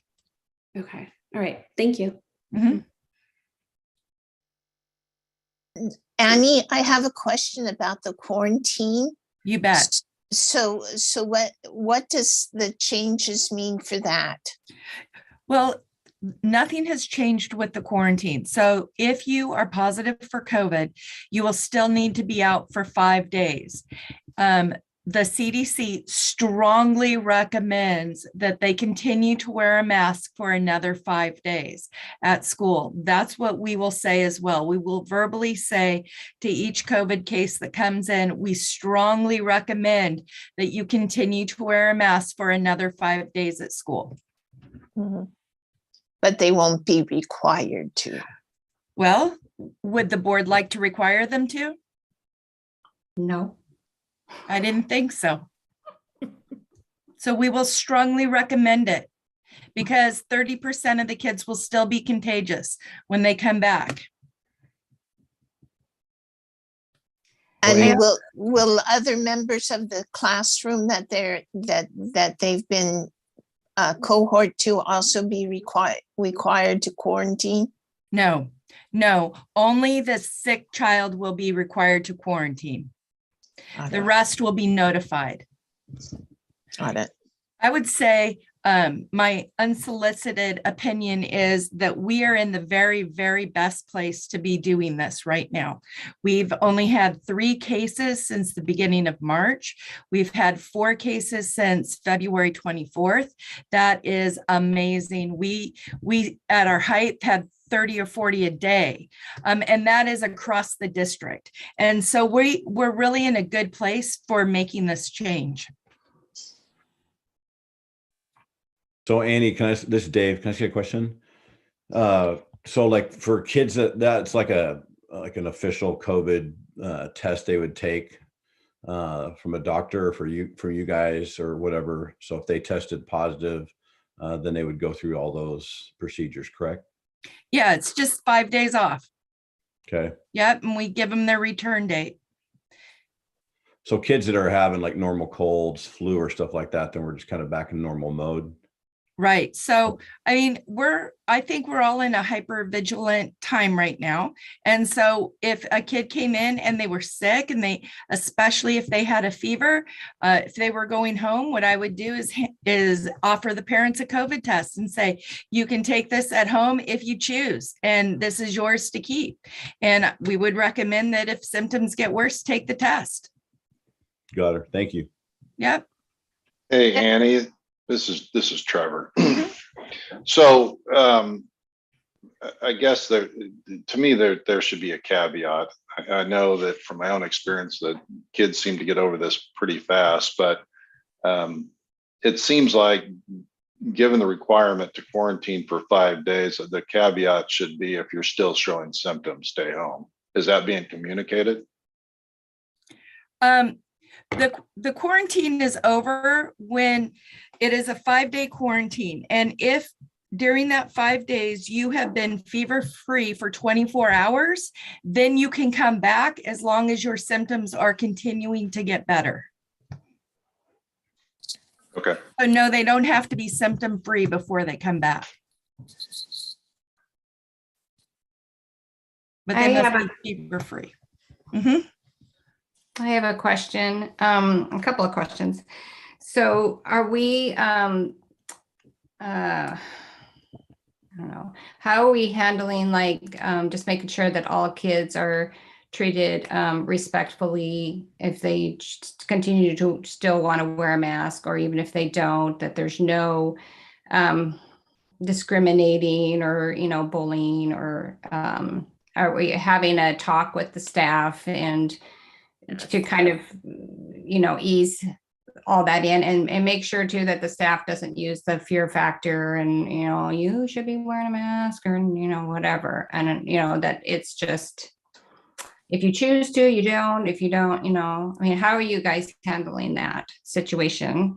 And then I have another question after that. So thanks, Director. Well, so we already have trained our administrators, and they each have this particular PowerPoint, which I'll update with Dr. Novotny's new information, and I'll update them. And then they will be doing they have staff meetings regularly and weekly, so they'll be emphasizing that as well. And then we're also giving the information to our school counselors and our school psychologists. So everybody's aware and knowing that they need to make sure they're keeping a good watch on everybody being safe and just respectful of people's own views and wishes and their own needs. Yeah. And then my other question is, there's been a lot of concern and with kids eating outside, and can we bring them back inside now and get rid of those tents so they can be having the comfort of eating back in the lunchroom where it's warm and comfortable? I would actually say, personally, from my anecdotal evidence of my kids, they enjoy eating outside. So I would really enjoy having that continue to be an option if we're talking about choices. I think it's an important choice for those children that maybe don't feel comfortable eating indoors. Okay. Well, then, yeah, make it optional then, so that kids who don't want to eat out there can be inside eating. My understanding is at the time being, the tents are still there because we don't know, it's still a little fresh and new, whether a new variant will come or not. We're kind of in that middle gray area, but people are also using their tents for when it is raining and the buses are picking up. So it's also a cover for students during that point in time, and to have a little bit of extra room and just distancing when everybody's corralled and, trying to get to a bus. There's another space, it's kind of a dual purpose space now. Okay. Any other thoughts? I'd also say that the reason why we're at where we're at with COVID is because we have done a lot of mitigating things to get us to where we're at, and the mask is going away, but we're not throwing everything away. I think that we need to continue to keep our kids spaced out for the time being. Give them that 3 feet of space for now at every opportunity that we can. So when COVID comes, it doesn't wipe out a whole bunch of kids, because it's not gone. It's just, we're in a good spot right now, and give us a little bit of time. And I think we're going to be there. Okay. I also for safety reasons, are those tents safe for having outsiders come in that shouldn't be coming in to the schools? Are they being monitored and watched? Because I know they probably it's probably just open, right, where people can come and go. And so are you concerned with people coming into the schools that maybe should not be coming into the schools through those avenues? When students are using the tents, we have staff supervision outside, whether it's loading or unloading the buses. We've got principals, counselors, there's monitors every day in both spaces. So we've got people in the cafeteria as well as people outside. Okay. Thank you. Thank you. So, Ann, this all starts a different path on Monday then, correct? On the 12th. Yep. Okay. Just wanted to know. I think we asked you guys lots of questions. Any more? I just want to thank you for the hard work you've done to help mitigate this and help to monitor and keep our students and our staff as well as has been. Thank you for all the work you're doing. Thank you all. We appreciate your time tonight. Ann and Annie, thank you very much. We sure appreciate you guys. All right. Thank you. Okay. Well, that's another fun one. A lot of big news there for lots of people and impact the whole school district. So again, Ann and Annie, thank you. I think we'll move into old business. Then we might take a break here in just a little bit, but as we move into old business, it'll be under the first one, Dr. Novotny, for extension of the interim superintendent contract. He'll explain. Yeah, thank you, Chair Brown. And for the record, I'm old, and so it's appropriate for me to be under old business. The issue before the board this evening is related to the potential extension of my contract to serve as the interim superintendent of the Newburgh School District. As you know, the first agreement between the Willamette ESD and Newburgh School District was for a 60-day period of time. That 60-day period of time ends this Friday, which is March 11th, I believe. I think it's this Friday. And so the 60 days have gone by very quickly. In working with board leadership of the Willamette ESD, they have said that they could keep me on loan for an additional 30 days if that meets the needs of the Newburgh School District. But I don't want to overstay my welcome either. So if you want services for an additional 30 days, I'd be privileged to try to support the Newburgh School District. But if not, there are no hard feelings, and we can part ways. So if you decide that you want to move forward with this, there is a recommendation at the bottom of the page on 36 in your packet. Be happy to answer any questions you may have. I'll make a motion that we move that the Newburgh School District Board of Directors extend their interim superintendent contract with the Willamette ESD for an additional 30 days. And I would like to say I wish it could be even more, but thank you very much for this service. I'll second. Okay. I have a point of clarification. Go ahead. The news media reported that the reason we didn't vote on the mask mandate situation last meeting was because our interim superintendent threatened to resign. And I just want to remind us that we had made a contract with Dr. Novotny that we would not ask him to do anything that was illegal, and that by not following the mandate, that would cause him to have to resign. So it wasn't where he was threatening us, he was just stating facts. So I just wanted to clarify that. Okay, let's go to a vote on that. All those in favor of extending his contract for 30 days, please raise your hand. That is 6-0. Thank you, Dr. Dave. We appreciate you. Yeah, my pleasure. Thank you very much. Hey, Dr. Novotny, pass on our thanks to the WESD Board of Directors for graciously extending that offer. Will do. They'll appreciate it. You bet. Happy to. And we appreciate your board secretary also. Yeah, it's a package deal, isn't it? Mm-hmm. That's right. Absolutely. Thank you, Tishri. Okay, we're moving on to old business B. Nikki Fowler is going to talk about the award transportation contract. Great, thank you. And I'll probably have Shiloh jump in here on occasion as he is our transportation liaison and was instrumental in getting all of this process done. So as you can see, I won't reread the whole thing, but we went out for an RFP for transportation services. Ultimately, we are wanting you to approve the contract with STA, Student Transportation of America. Here you can see the points and how we scored all of the proposals and went through the process. First, we scored every proposal, just the hard copies of it. Then we invited every company in for an interview, checked references, and all of those pieces had scores allocated to them. And ultimately, STA came out on top. It was a very close, very few of them were very close in points, but they ultimately offered the best services at this time. So we're requesting that the Board of Directors approve the contract as proposed. Do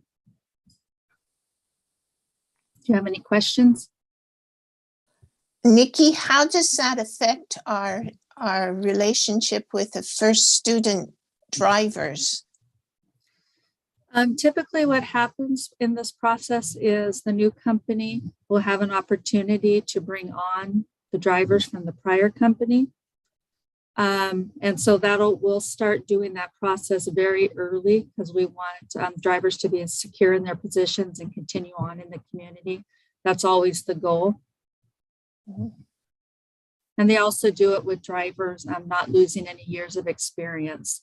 So when they bring it from one company to the next, they don't have to start at step one in the process. They can maintain their years as to not impact them. That's good to know because I've said it before in these meetings, but my kids are blessed with the world's best bus driver, and I would hate to see her go anywhere. Are there any other changes that our students or parents could possibly see, like changing of routes or anything like that? I think we'll see a lot of changes. Some similarities, but we're going to have the online system up and going. So there's going to be a portal for parents to be able to track the buses, all those things that make the communication, improves the communication, and parents can, see how far away the bus is from their stop. There's just lots of things that the new system will offer. So you'll see a lot of that. I think that, that's really the biggest. We'll have the opportunity to reroute because of the getting it all online in this system. So there may end up being some changes as we run all the addresses through that process. May look a little different. But I don't know, Shiloh, do you want to share any other highlights that you're thinking? Yeah, I think there's a lot of groundwork to cover with bringing a new company out. It's connecting them to administrators, our SPED department, any kind of special transportation, and having those right meetings to best plan for next year. So July 1st is when the new company comes on board. But I am very confident about STA and what they've laid out for us and kind of a time frame. The other quick question I had was, I noticed in the contract there's an annual 5%, fee rate on the cost, which seems like a normal sort of cost of living. Is that normal for these sort of contracts, or is that, I'm just not familiar? Because it is a 5-year contract, they usually put something out there for that. And we did put in some language that if, say, the inflation rate comes in very low, that both parties agree to come to the table and talk about that. And also if there was something significant like a change in, bus requirements or, significant costs that the bus company may have to take on, we would talk about that as well. Just those things that are out of, either entity's control. And that's just part of having a good working relationship in order to be able to work through those big items. Thank you both. I have another question. What about the electric bus that we purchased or that we helped fund? Right. The electric bus was actually funded through a grant and first student. So Newberg, our district, did not actually put out any funds for that. And so I am not sure what that means for the partial installment of that at the bus garage right now. And so once this is approved, I'll start working through that contract and working with PGE as far as the remaining pieces of that project.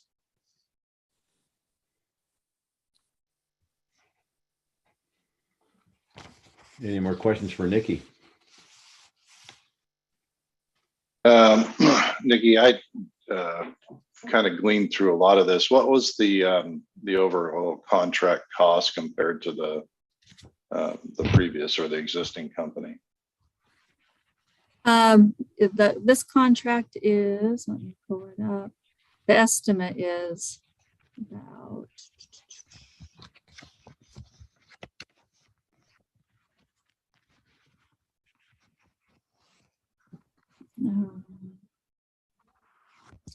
total cost is about $4 million.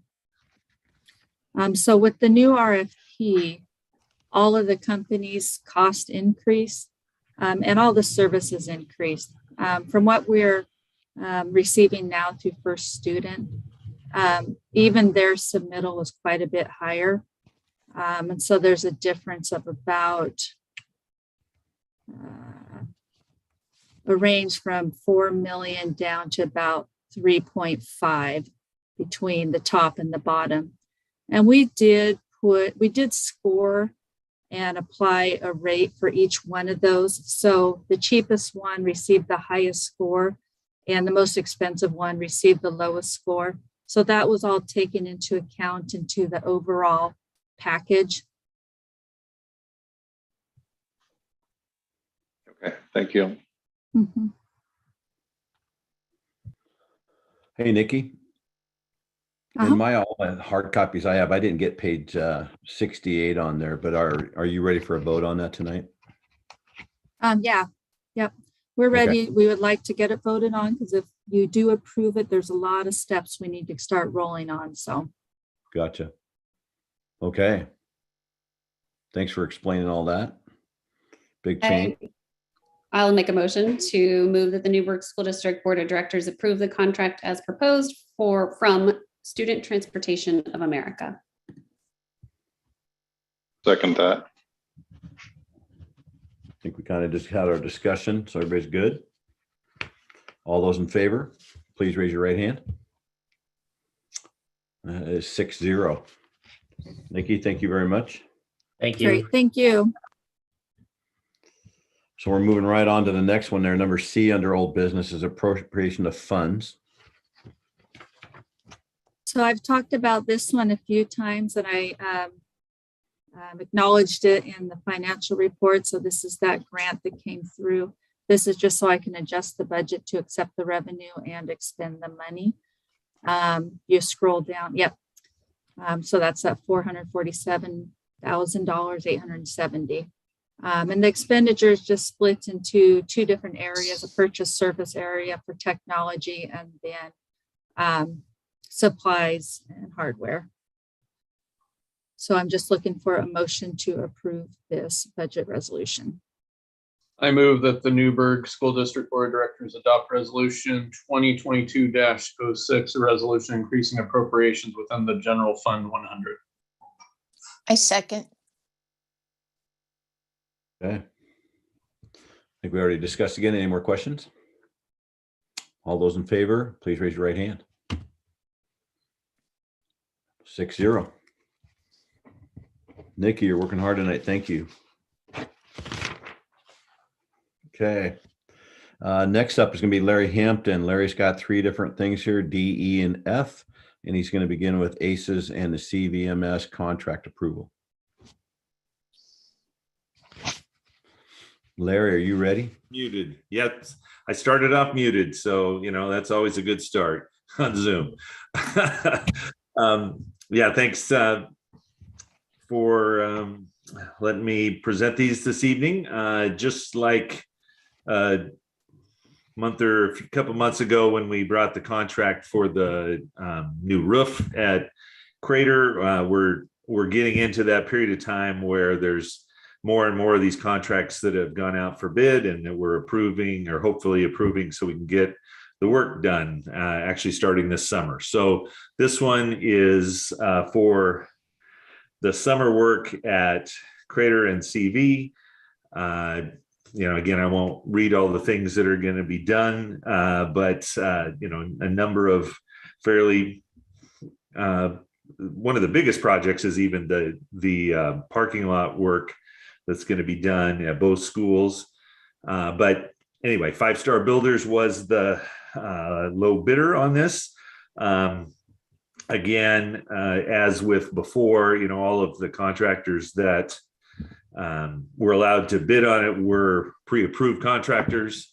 They all had to come to a bid walk and had all the information, and so we did have a few bids on this, and they were the low bidder, and they're also a strong company. So looking forward to working with them. All right. Thanks, Larry. Any questions for Larry on that one?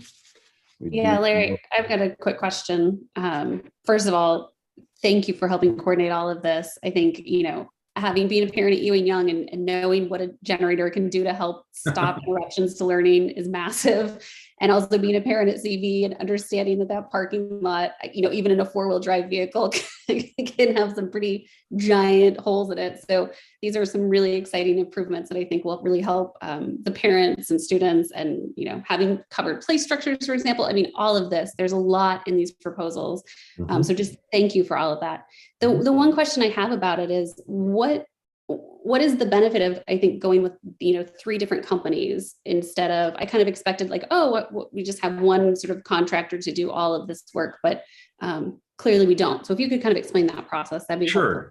Sure. And each of the projects, well, I'll say the difference on this first one, Crater and CV, because they're right next to each other and because the projects are somewhat intertwined, especially the parking lot.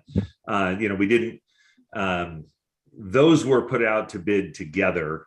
I mean, we got, obviously from the numbers, you can see we got separate bids for each project, but really wanted the same company to be doing that whole thing. And so we were looking at their total bid for that package.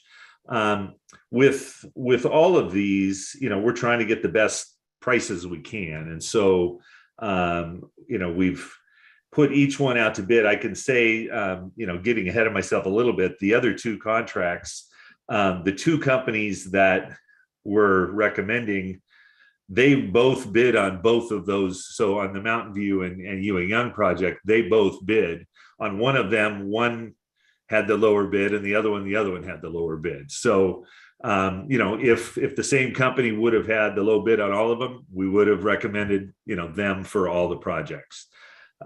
So again, just trying to get the most for the money that we can.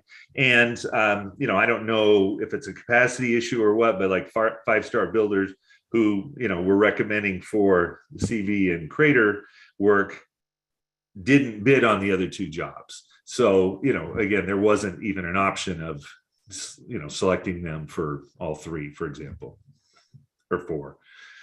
Yeah, great. Thank you. Mm-hmm. Okay. Do we have a motion? I'll move that the Newburgh School District Board of Directors approve the small construction projects contracts with Five Star Builders for the summer 22 work at Antonia Crater Elementary School and Chehalem Valley Middle School. I second. All right. Any further questions for Larry on that one? Actually, it really isn't about this. Are you looking, and I don't know, maybe you already addressed this, but are you looking at, are we going to eventually be able to help with the restrooms at the high school? I've heard they're in pretty, bad shape. Are we in the future going to start addressing that, or do we have something in our budget to help with that? I think we're working on that all the time. They're constantly in use and sometimes being abused, and we're trying to keep working on them as we can, and when things are broken, or talking about doors or hardware or the partitions, those kind of things, that's what mostly gets broken. And we've been working on trying to replace those as quickly as we can. So yeah, that's more of a regular budget kind of a thing. Not so much of a bond work. Okay. Yeah. All right. Thanks. All right. Got a motion, a second. Is everybody ready to vote? All those in favor of Five Star Builders for this project, please raise your right hand. That vote's 6-0. Very good job on that one. Thank you for explaining that one. Larry, thank you. You're moving on, Larry. Yep. Just keep moving. As I mentioned, Partech Construction did bid on a couple of our projects, and they were the low bidder on Ewing Young. Again, in some ways, Ewing Young is, well, no, they're not getting they're getting a couple of fairly large things. One, the generator work is a fairly large piece of it, and then the safety and security things and the covered play area, and then also just for those that have especially if you've gotten very close to the building and around on the south side, the siding's in pretty bad shape, so getting that replaced as well. So anyway, would encourage you to approve this with Partech to do the work this summer at Ewing Young. I am excited to move that the Newburgh School District Board of Directors approve the small construction project contracts with Partech Construction for the summer 22 work at Ewing Young Elementary School. I second. Okay. Go to a vote. All those in favor of Partech, please raise your right hand. Larry, you're doing great. 2 for 2. All right, let's finish it out. So again, the work at Mountain View, and just to be clear here, this is not the only work that's going to be done at Mountain View, but this is the work that's going to be done this summer.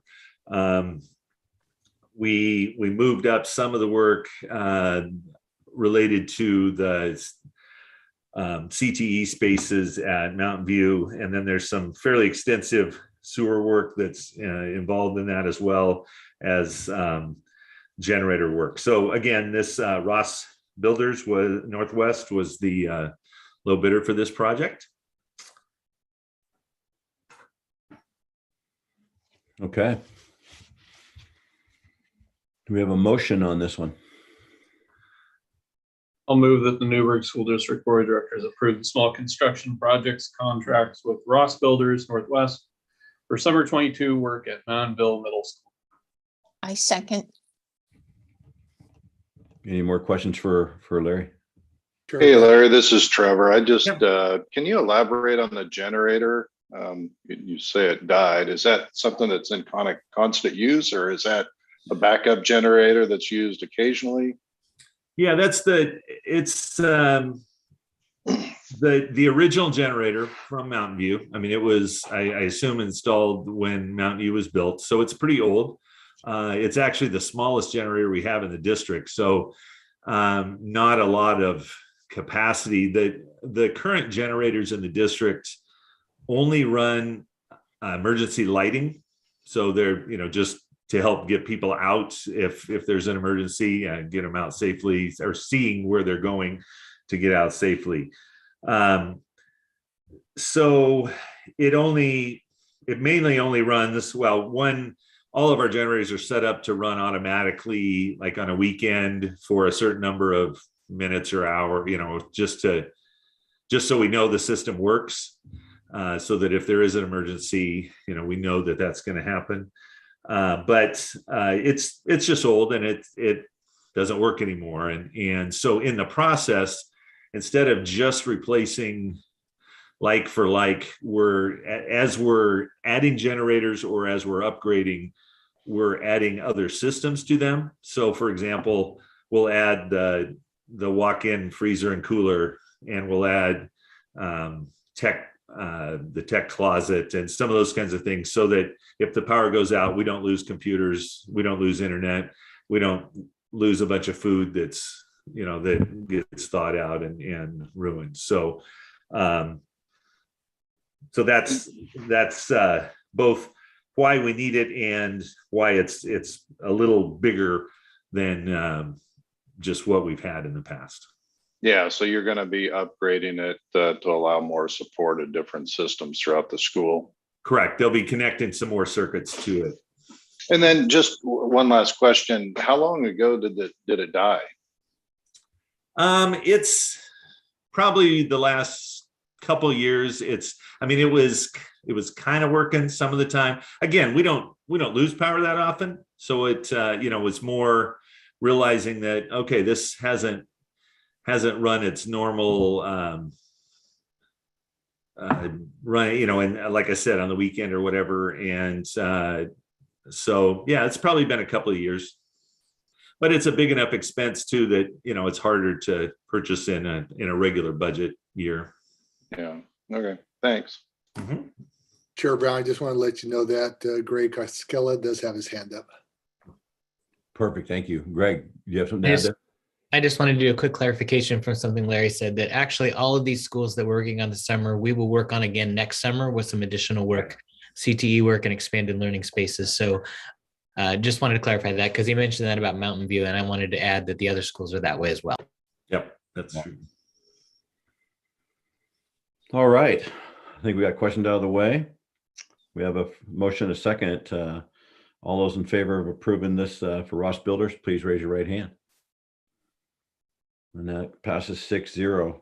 Hey, Larry, before you go, thank you very much. I know you're got a lot going on. I know that you don't want the board to bug you too much, but I'm sure if anybody has a random question in between, email Larry and he'd probably fill you in on it. There's so much bond stuff. It's exciting to see it all going down. We appreciate, this is a lot of work. This is fun, but we're motioning these things really quick through, but I know it's a lot of work for you and your staff. Thank you.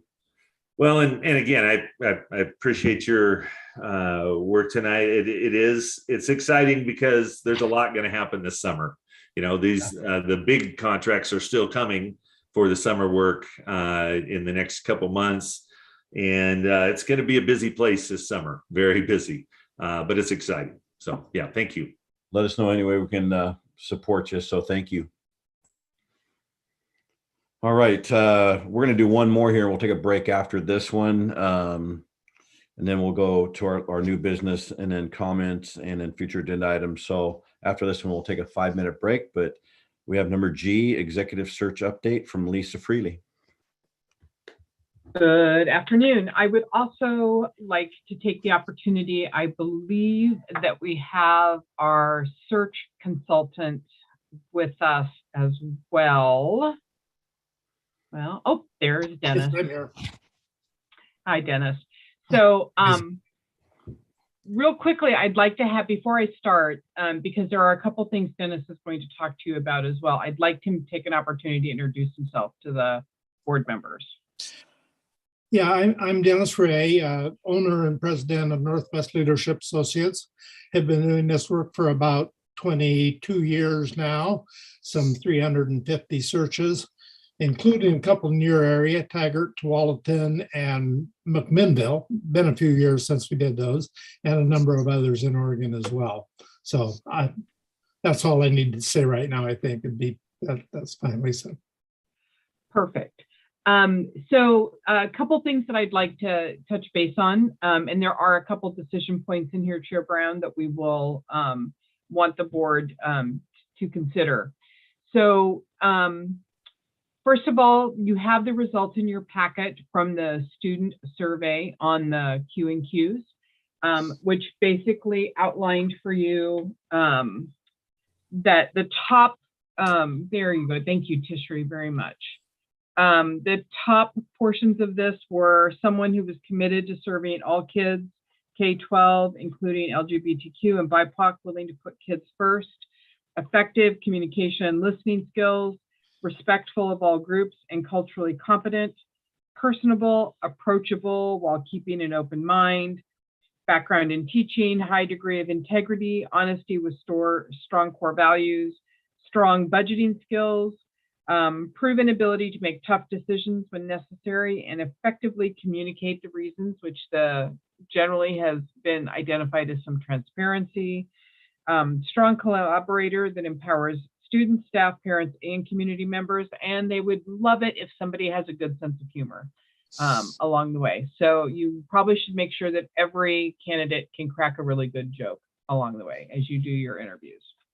But we did, that was one of the things that we put out there. We wanted you to have that data so that you could consider that along with, and we gave you the, in the packet, the data that these summarized qualities and qualifications come from, so that you can have an idea of where it came from and how, as we move forward with this conversation. I'd like for Dennis, before we move on to the next topic, and I do have a couple of others, but I'd like him to give you a brief update, because since we last talked, we have launched this search and he has been providing some of the very crucial behind the scenes work to get the search started and moving. And I'd love to have him give you a brief update as to where we're at with that. Sure. The brochure, we call it the brochure. It's really not a brochure. It's an electronic message, but announcing the vacancy.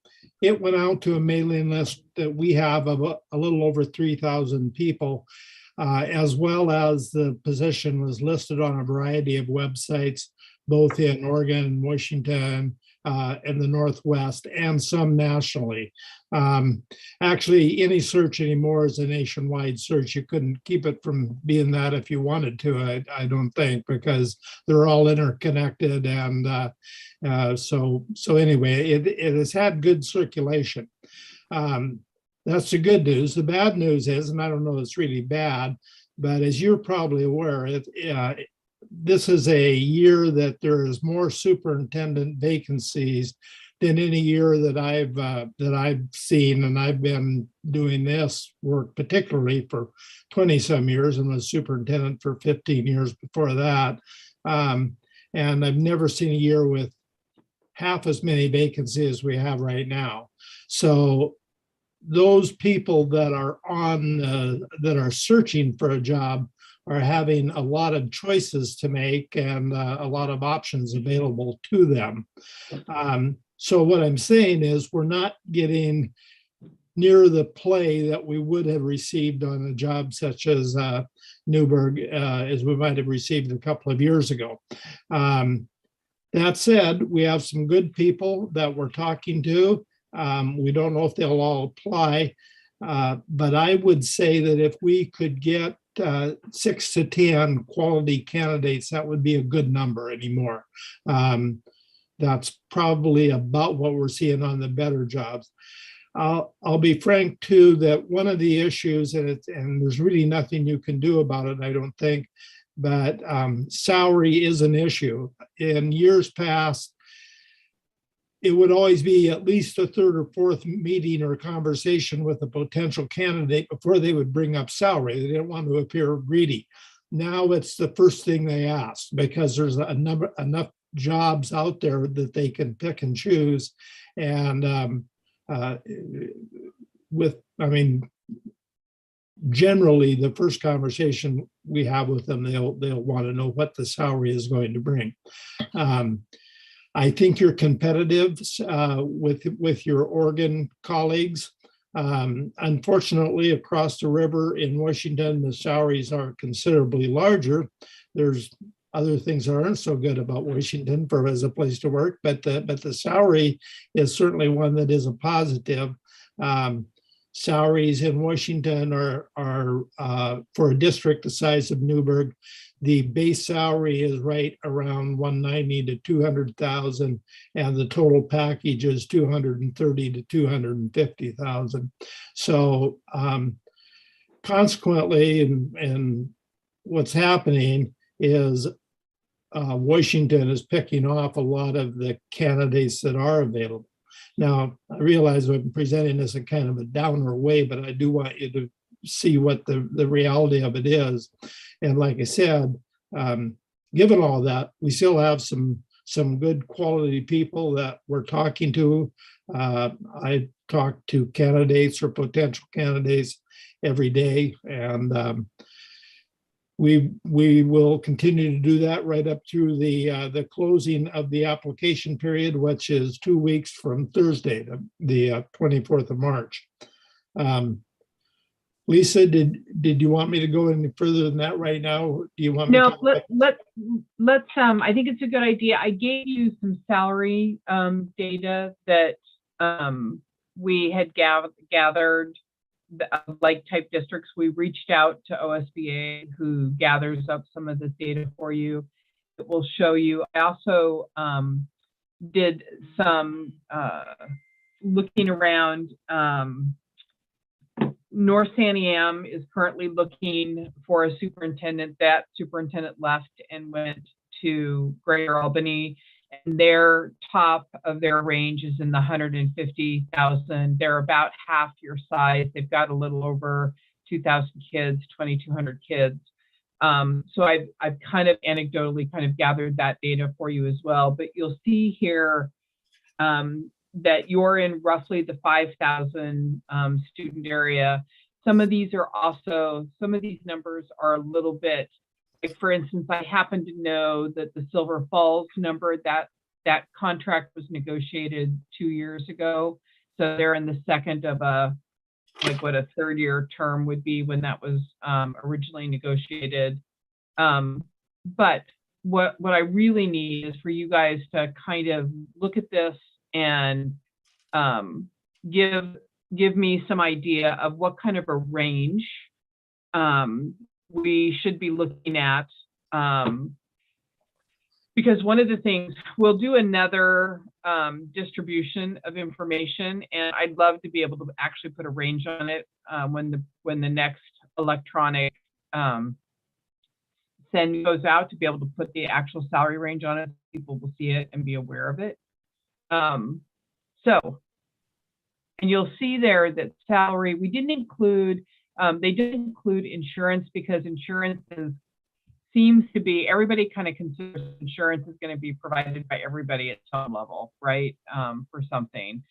So what they really collected here are the salary amounts, but I think you also have to look at the TSA contributions because that is in essence part of salary as well. And then the other thing that often becomes important are vacation days, although everybody has pretty much on average at least 24. It looks like the average is about 24. Although some people have 30, but have no personal leave days, right? So you kind of, I think really the focus here should be on what kind of salary range you're taking into consideration if you want part of that to also be in terms of some kind of potential TSA contribution.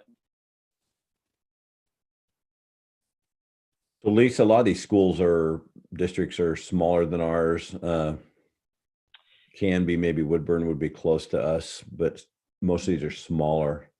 Yeah, it's hard, Chair Brown, when you're gathering data, you often, in order to get a range, you end up capturing some that are slightly smaller than you and some that are slightly larger than you. So like Hermiston and Woodburn are a skosh bigger than you are, but Canby and Oregon Trail are just a skosh smaller than you are. So in my mind, when I look at the, basically from like Oregon Trail down seem to be those that are kind of consistent in size to where you're at, which is the 203,000, 165, 168, 166, 170. But you'll notice that there are also some significant, like in Lincoln County, there's a significant TSA contribution as well as in Hermiston, which is a little bit bigger than you are.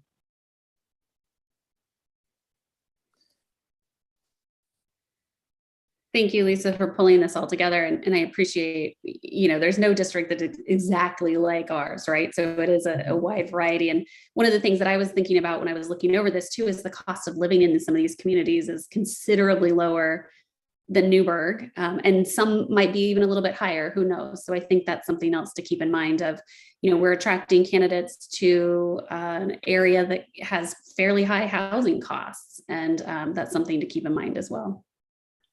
Yes, Director Penner, probably is.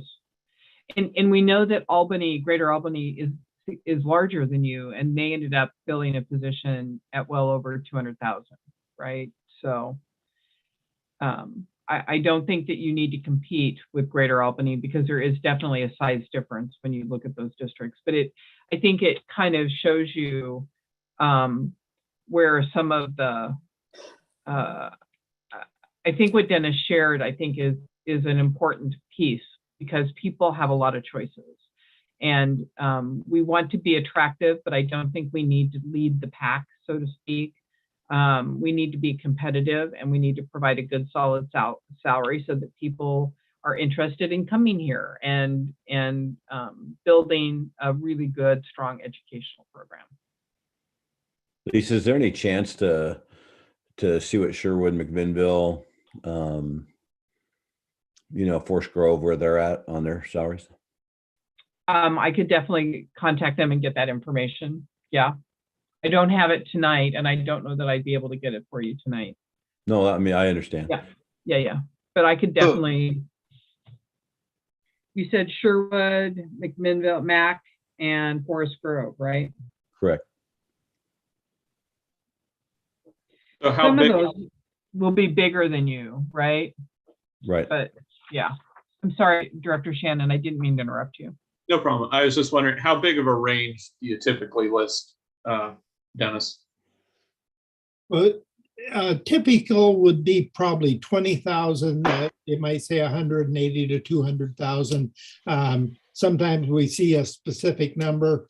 I think the biggest that we've seen, at least this year and last, is maybe $30,000 in that range, but 15 to 20 would be fairly typical. So based on those numbers we were just saying, if we did 165 to 185, do you feel like that would put us in a competitive enough position, or should we go higher than that? Well, I think that would get you close. I think it depended on what you said about if that was the salary or if that was a base salary and there were going to be other additions to, or implied that there would be negotiable other alternatives.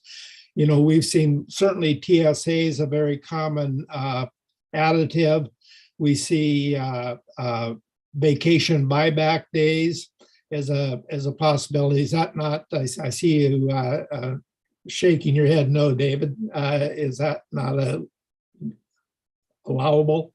It's permissible, but it's less common these days. So sorry for no, that's fine. Podcasting that. That's fine. It's very, very common up here, and I wish it wasn't true. I wish that most of that money was put into the base salary so that you could compare apples to apples. But unfortunately, school boards up here have gotten very creative in how they structure that extra pay in the salary. I got a quick question. This, this is a public meeting. It seems like a strange, I guess, venue to be laying out something that's public to the person who's going to be applying to know what the range is. Is that standard operating procedure? Well, yeah, and in fact, you're required by law to do it in a public session. In Washington, they just passed a law last week, or this past week, that job openings in the future have to have a salary attached to them. If you have employ more than 15 people. Dennis, is that for government and private, both? That's public and private. It's primarily directed towards the private. One thing about it in schools is salaries are all public in the end anyway. I mean, we can look up Dave's salary or anybody else that's employed publicly and find out what his contract is. So what are some of the other, Director Piros, I see you pursing there a little bit. Yeah, I was going to ask, I know last year we did include a TSA for Dr. Morlock, and we had increased. Do we know what his ending salary was? Let me see if I can get that for you. I think I have his contract in my records. Give me just a couple minutes. Mm-hmm. Well, Lisa's looking for that. Right now, we're just looking. Can you clarify for me? Are we looking at setting just the salary range, or are we looking at setting the total compensation range? I think you can set a range as well as include some sort of statement that obviously it's negotiable and that there would be other.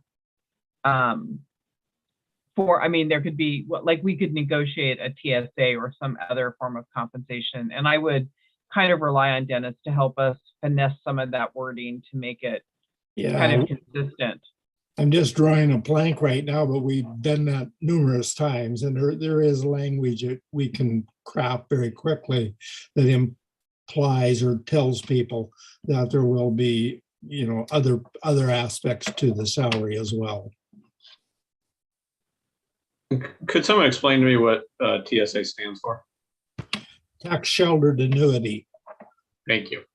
It is a kind of a deferred compensation. Like it would be very similar to a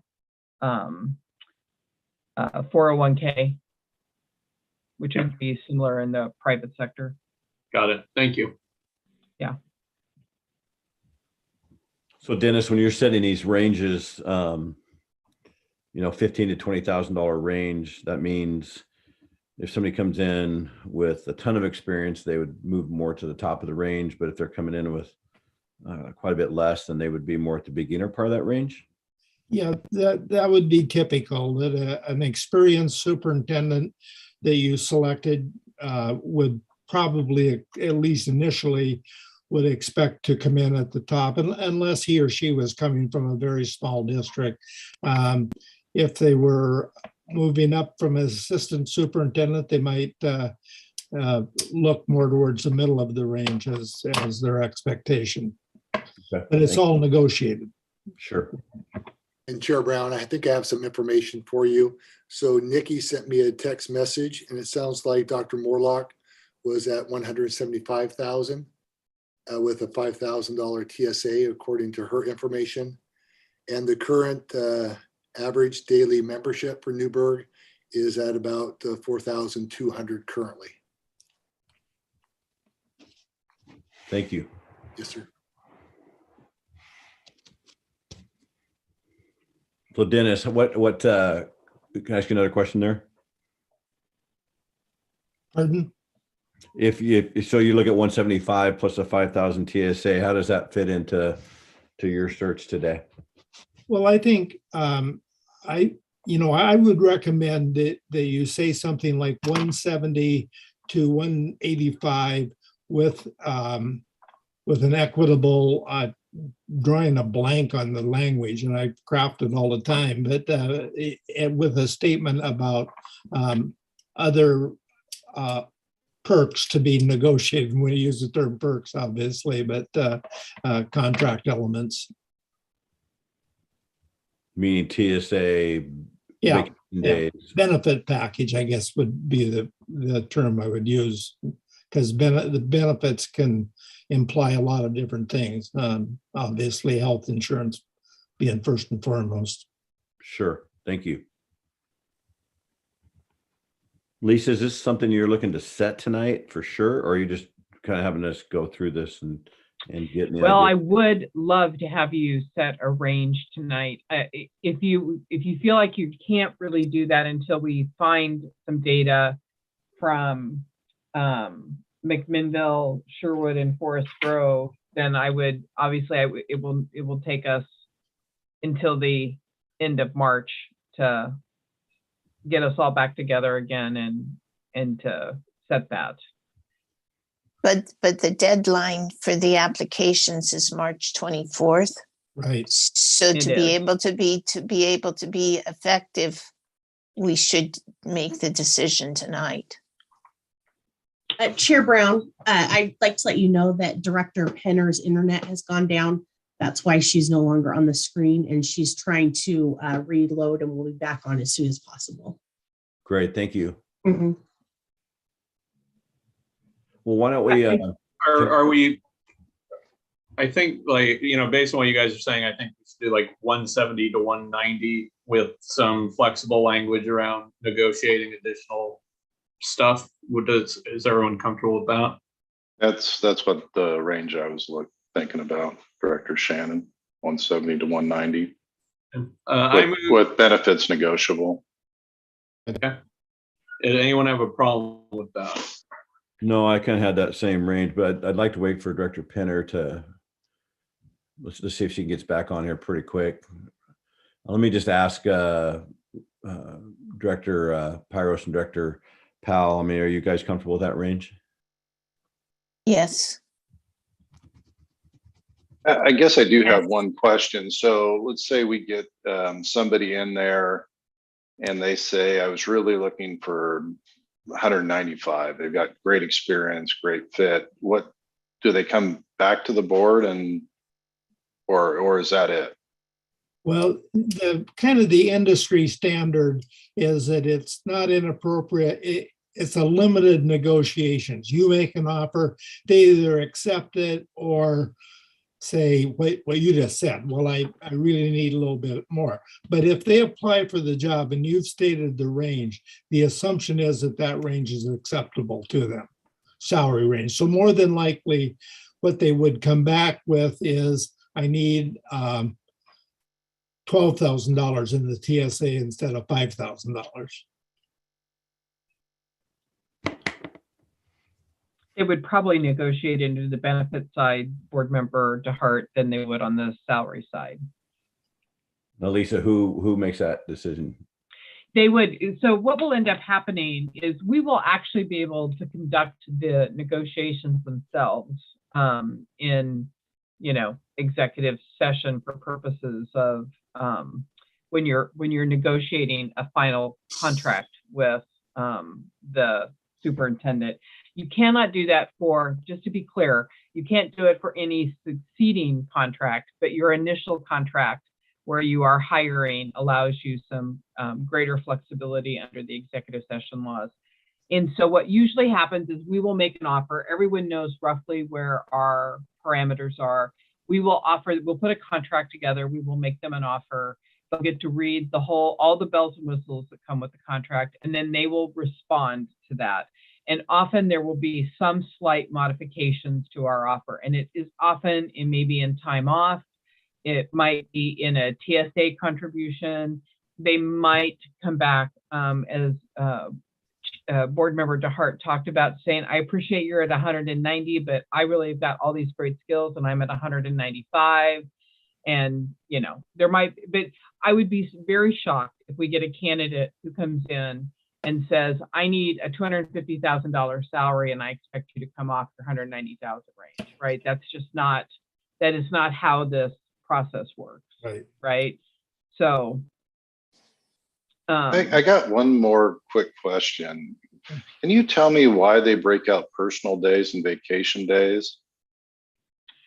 Because everybody does it slightly differently. So personal days sometimes are a limited number. They may be for limited purposes. They might be for personal business versus vacation that is all recreational.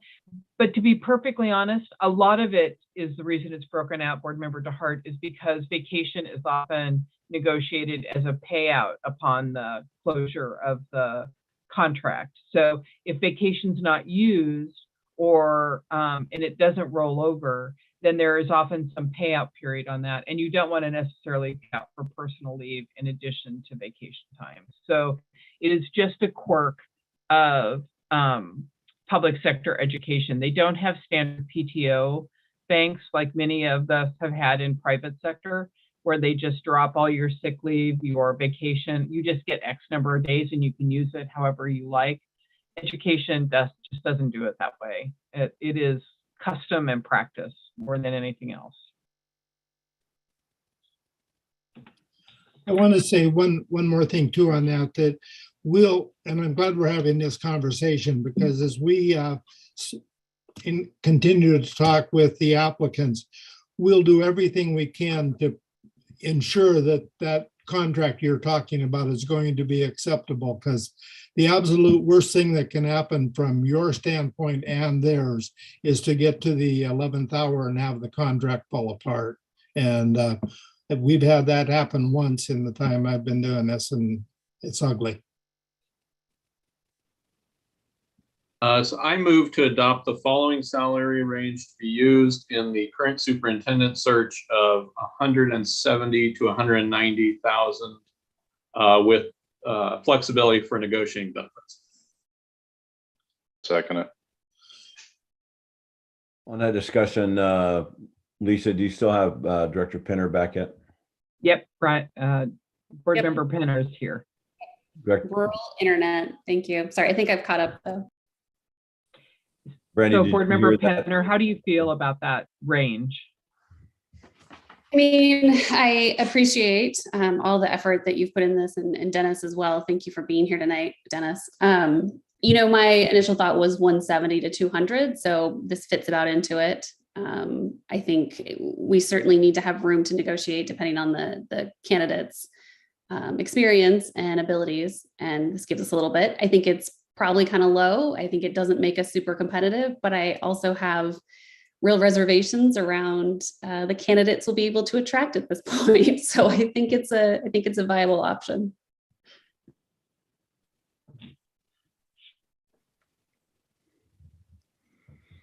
So again, Brian, your range was 170, 190. Is that what you made the motion on? Yep. Okay. Well, we've had discussion on that. So is everybody ready for a vote on that range? Okay. All those in favor of that 170 to 190 range on that with the elements that Dennis was talking about there could be negotiated, please raise your right hand. I see 6-0 on that. So thank you for that. Lisa, does that help you? It does. Thank you very much. The final piece that we would like to talk to you about, because we need to start doing a little bit of planning around what happens toward the end of March, is what are your thoughts in terms of the process you wish to go through in terms of selection, right? Screening and selection. So what I'd like to do is have Dennis just give you kind of a sample process that they have used in the past that would be one that we could use, or one that we could modify slightly to fit our needs, if that is acceptable, so that that can be a start of a conversation. Okay. The protocol we've used, or that we start with in talking to a district, and then as Lisa said, we're more than willing to flex it to meet the specific district needs.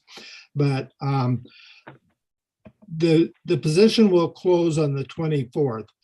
I will have collected all of the applications that come in.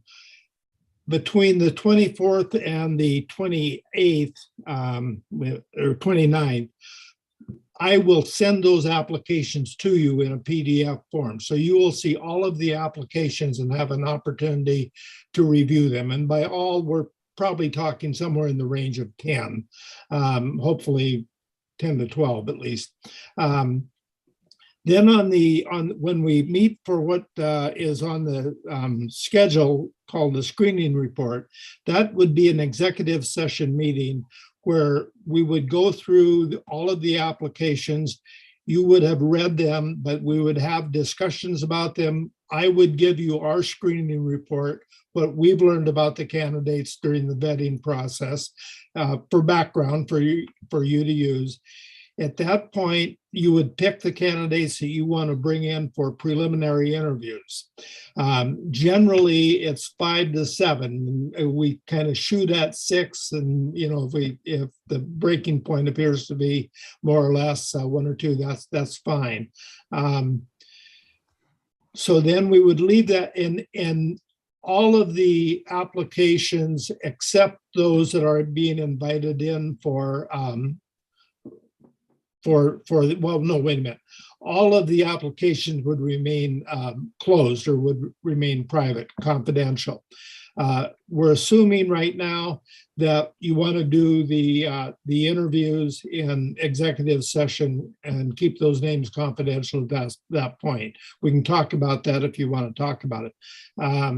But then we'd leave that screening meeting with the identified people that are going to come in for the preliminary interviews. I would go out and I would contact and talk with all of the candidates, the 6 presumably that are going to come for interviews, and those that are not going to come to interviews. We would let them know. And those preliminary interviews would be scheduled for April 5th and 6th. That's a tentative date, and those dates can change if they don't work for you. But those screening interviews would be 50-minute interviews, set up on an hour interval. You would have a set of questions that I would draft and bring to you at the screening report, but you would have the opportunity to modify them, edit them, add to whatever. But when we did the screening interviews, the same questions would be asked by the same person of all 6 candidates. So then at the end of the preliminary interviews, you sit down as a group, compare notes, talk it over, and decide which 3 candidates you want to bring back for a final interview. And we can talk about that protocol later, but those are typically full day. Each candidate spends 1 full day in the district, visiting schools, meeting with various employee groups, having a community forum that other people can come in, and having a second interview with the board. So you have have two opportunities, one at the preliminary interview and one at the final interview to interview the candidates. There is a difference, though, between those two interviews. At the preliminary interview, we'll ask you to stay right with the scripted questions that you've agreed to beforehand and ask all 6 candidates the same questions. The final interview, we keep less structured, so you have more of ability to explore issues of concern or interest to you with each candidate. What we'll do is identify 5 or 6 key areas you want to explore so that you don't leave something out. And one will probably be finance, one will be community relations, et cetera. And then you structure the questions around those, but you aren't compelled to ask identical questions of each candidate. So that's in a nutshell about 3 weeks' work there. So. And probably the most important feedback that we could get or some idea is who you want involved in that initial screening. For instance, do you want it just to be board members? Do you want it to include some staff? Do you want it to include some community members?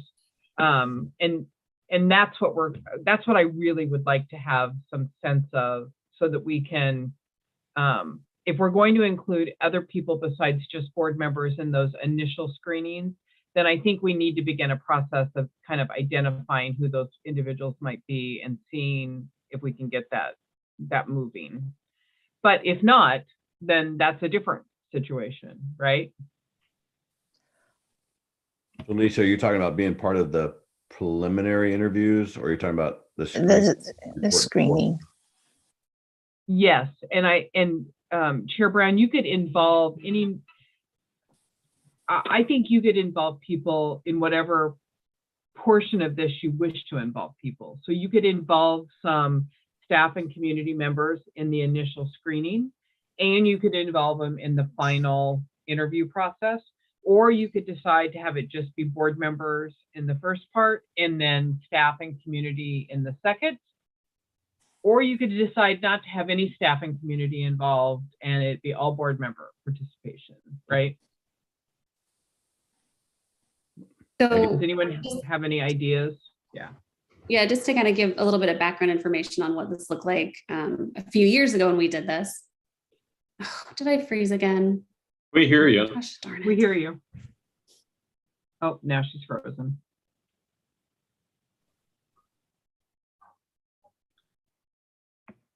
Well, it might be a good indicator if we can stop there for 5 minutes and take a break here. Is that okay, Lisa? Yeah, I'm good. Let Brandy get back. We got a lot of stuff to cover and some really important stuff. So Trishri and Greg, can we make sure our translators can stay late? I'll let Greg handle the translators, but I did want to let you know that Maddie had to leave.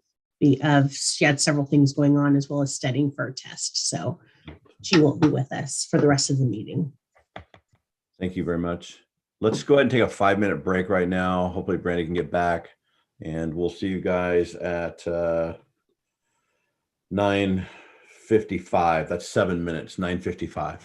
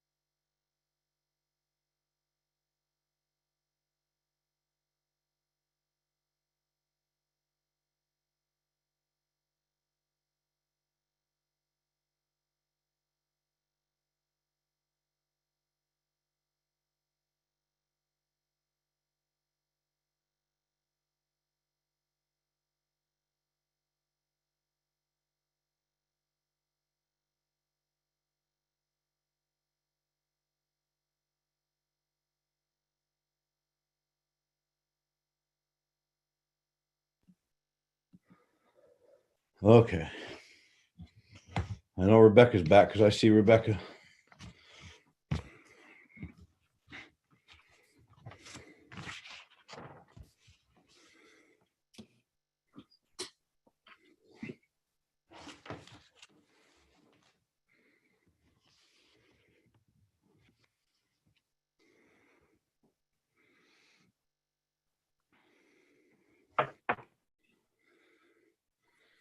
Okay, looks like I'm seeing everybody back here. Missing anybody? I think we're all back, Chair Brown. Okay, we're good to go. Lisa, I know we interrupted you there. Is Brandy get a chance to get back? Yes, I'm back. Great. Should I finish my thought or did I miss? I think you better finish your thought. Okay, sorry. Yeah. So I was just saying previously how this went down when we did the superintendent search about 3 years ago. This portion of it was comprised of, I would say, an additional 10 to 15 people made up of staff members, administrators, and staff was both classified and licensed. And I'm fairly certain our student reps were part of it as well. I think they should be. And how it looked was we had the board, interviewing the candidates, asking, like Dennis said, the same specific questions to each candidate. And the other members were watching and taking notes. And so then that way, when the candidates left, we could all have a candid discussion around what we noticed or liked or didn't like or whatever. And I found that really helpful because it was just more sort of eyes and ears and perspectives on the experience and on the candidates. And so I would really strongly support the board involving, like I said, 10 to 15 additional staff and students in the process. And it is an executive session, so everybody understands that, what they hear and see cannot leave. And it went really well, and I found it incredibly helpful. Also, all this committee was also the ones who were on the screening committee. It wasn't just the school board members who read all the applications. The committee members also read all the applications, and we had to come together for 6 different people. It was quite a wonderful experience.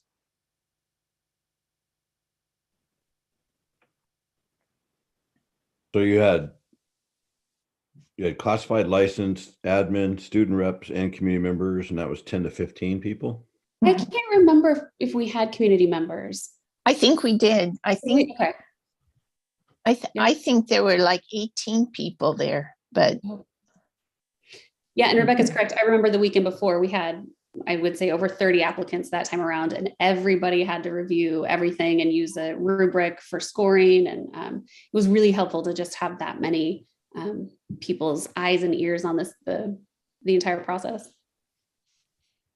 And then the people who were on the screening committee, if they were able to attend the interviews, the first interview, they were invited to listen to the second interviews, but only those who were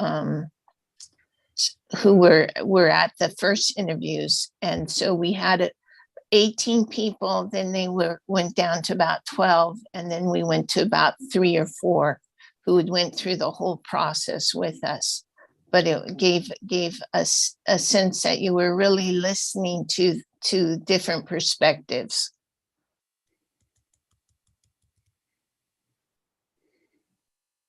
Lisa, where are you and Dennis out on this tonight? I mean, what do you need from us? Well, I think I'd like, if for me, the really crucial point is, because I can further develop with the board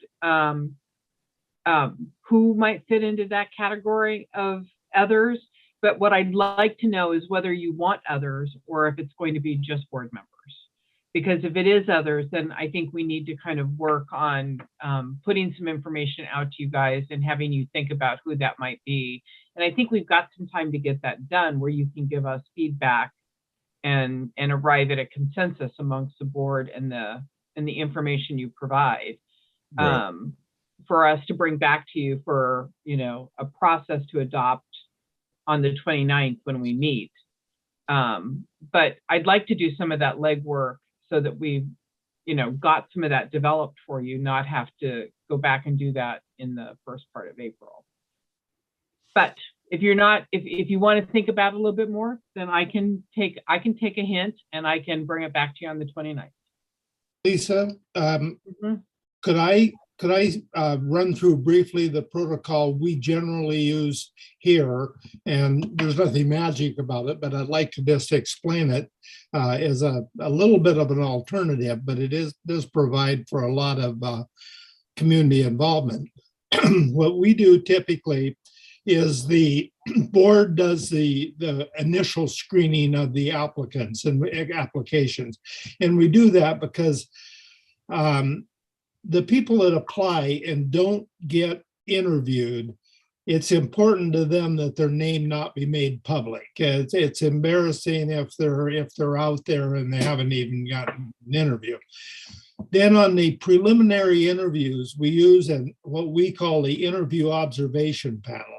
And the typical way that is composed, we have 12 staff members and 12 community members. And they're identified by, we make an application to the community. The community members are identified by, we make it public that this panel is going to be formed and they can apply for it. They fill out an application, a fairly simple one, just a one-page application. Then you sit down as a board with the applications, maybe you have 30 of them and you have to narrow it to 12, but the 5 of you decide how that's going to best be representative of the community. On the staff side, you decide what the composition is, if you want 4 teachers and 3 principals and blah, blah, blah.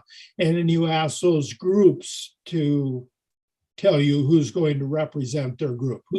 You ask the classified employees to identify their representatives, ask teachers do the same, et cetera. And that's how you form that panel. In our case, it's usually 24, starts out to be 24. Sometimes it grows, sometimes it shrinks. But we don't involve them in screening the initial applications, partly in the interest of time, but also in the interest of confidentiality to those people who aren't selected. And then those panel members sit in just as Rebecca said, the preliminary interviews are set up much like a board meeting with the superintendent and the board, superintendent prospective, and the board sitting in front and going through the questions and answers. The panel setting is audience at the board meeting, listening, taking notes, and then later there's various ways they share their input with the board, but it involves some form of discussion and back and forth on that. It is. I'm just trying to clarify it in my head. So the screening process, we don't put those people's names out. We don't. No, we don't typically. Now, obviously, you could if you wanted to. No, but I mean, I understand that. So then the board does that part. Right. You got 10 applicants, you pick 5. I'm just basic numbers. Then the next thing is the prelim, and that's the 12 staff, 12 community that you've worked on. Right. So what's their role there? What do they do there? What's their final thing they do there? Final thing they do is they set and provide input in a variety of ways. Easiest way is just to have straight dialogue plus a form that they written input that they provide. Then they have some verbal input, discussion with the board, and then they are dismissed. And the board is the group that makes the decision about what candidates are going to be invited back for final interviews. That's the way we do it. Okay, that makes more sense. Thank you. I'm fine with that process that he laid out there. Okay. Yeah, that makes sense to me too. I just wanted to get the sequence of events there. I see Director Powell kind of shaking her head. There was a slight nod there, I saw. Yeah, I like that. I like Dennis's approach. Okay. Board Member DeHart, what about you? Yeah, that kind of aligns with what I was thinking. I concur with that. Okay. Board Member Penner, does that seem like a? Yeah, I think especially, since we probably will have a smaller pool of candidates to look from in the initial phase of screening, I think it's fine for the board to do that phase and then involve a panel in the next step. Director Peros?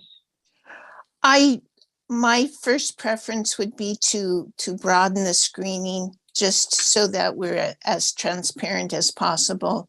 But for time constraints, I can go along with this. Okay, so I'm going to work with Dennis to kind of plan on using that kind of process, and we'll go from there. And as we need other things, we'll communicate out with the board on dates and other things that we need to get set. Yes, Director Peros. Would Maddie and Rowan be included in that screening process? Would that be possible for them to be included? I would appreciate their input. I'd be fine with that, but I'll defer to Dennis's experience. Sure, that'd be, I mean, that's entirely your call, and I certainly have no problem with that. Okay. I appreciate you. This has taken some time to get through all this, but this information has been very helpful, and we'll be able to continue to move this process forward quite expeditiously. So any other questions, or otherwise I'm done on this particular topic for tonight. No, I think we're pretty good. Dennis and Lisa, thank you very much. It's great to meet you. Thank you. Thank you. Okay, we're going to keep moving along here. Next up is Dr. Novotny, and he's going to be with the Classified Staff Appreciation Week. Yeah, Chair Brown, members of the board. Before you this evening on page 204 in your board packet, we do have a resolution for the board's consideration to recognize the hard work of our classified employees. In my organization, this is something that we do annually, and typically the board chair asks the superintendent to read the resolution into the record, and I'd be happy to do so if you would like me to. That would be great, Dr. Novotny.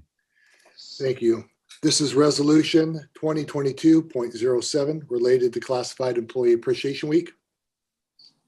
Whereas the education of children, students, and families is essential to the future of our community, state, country, and world.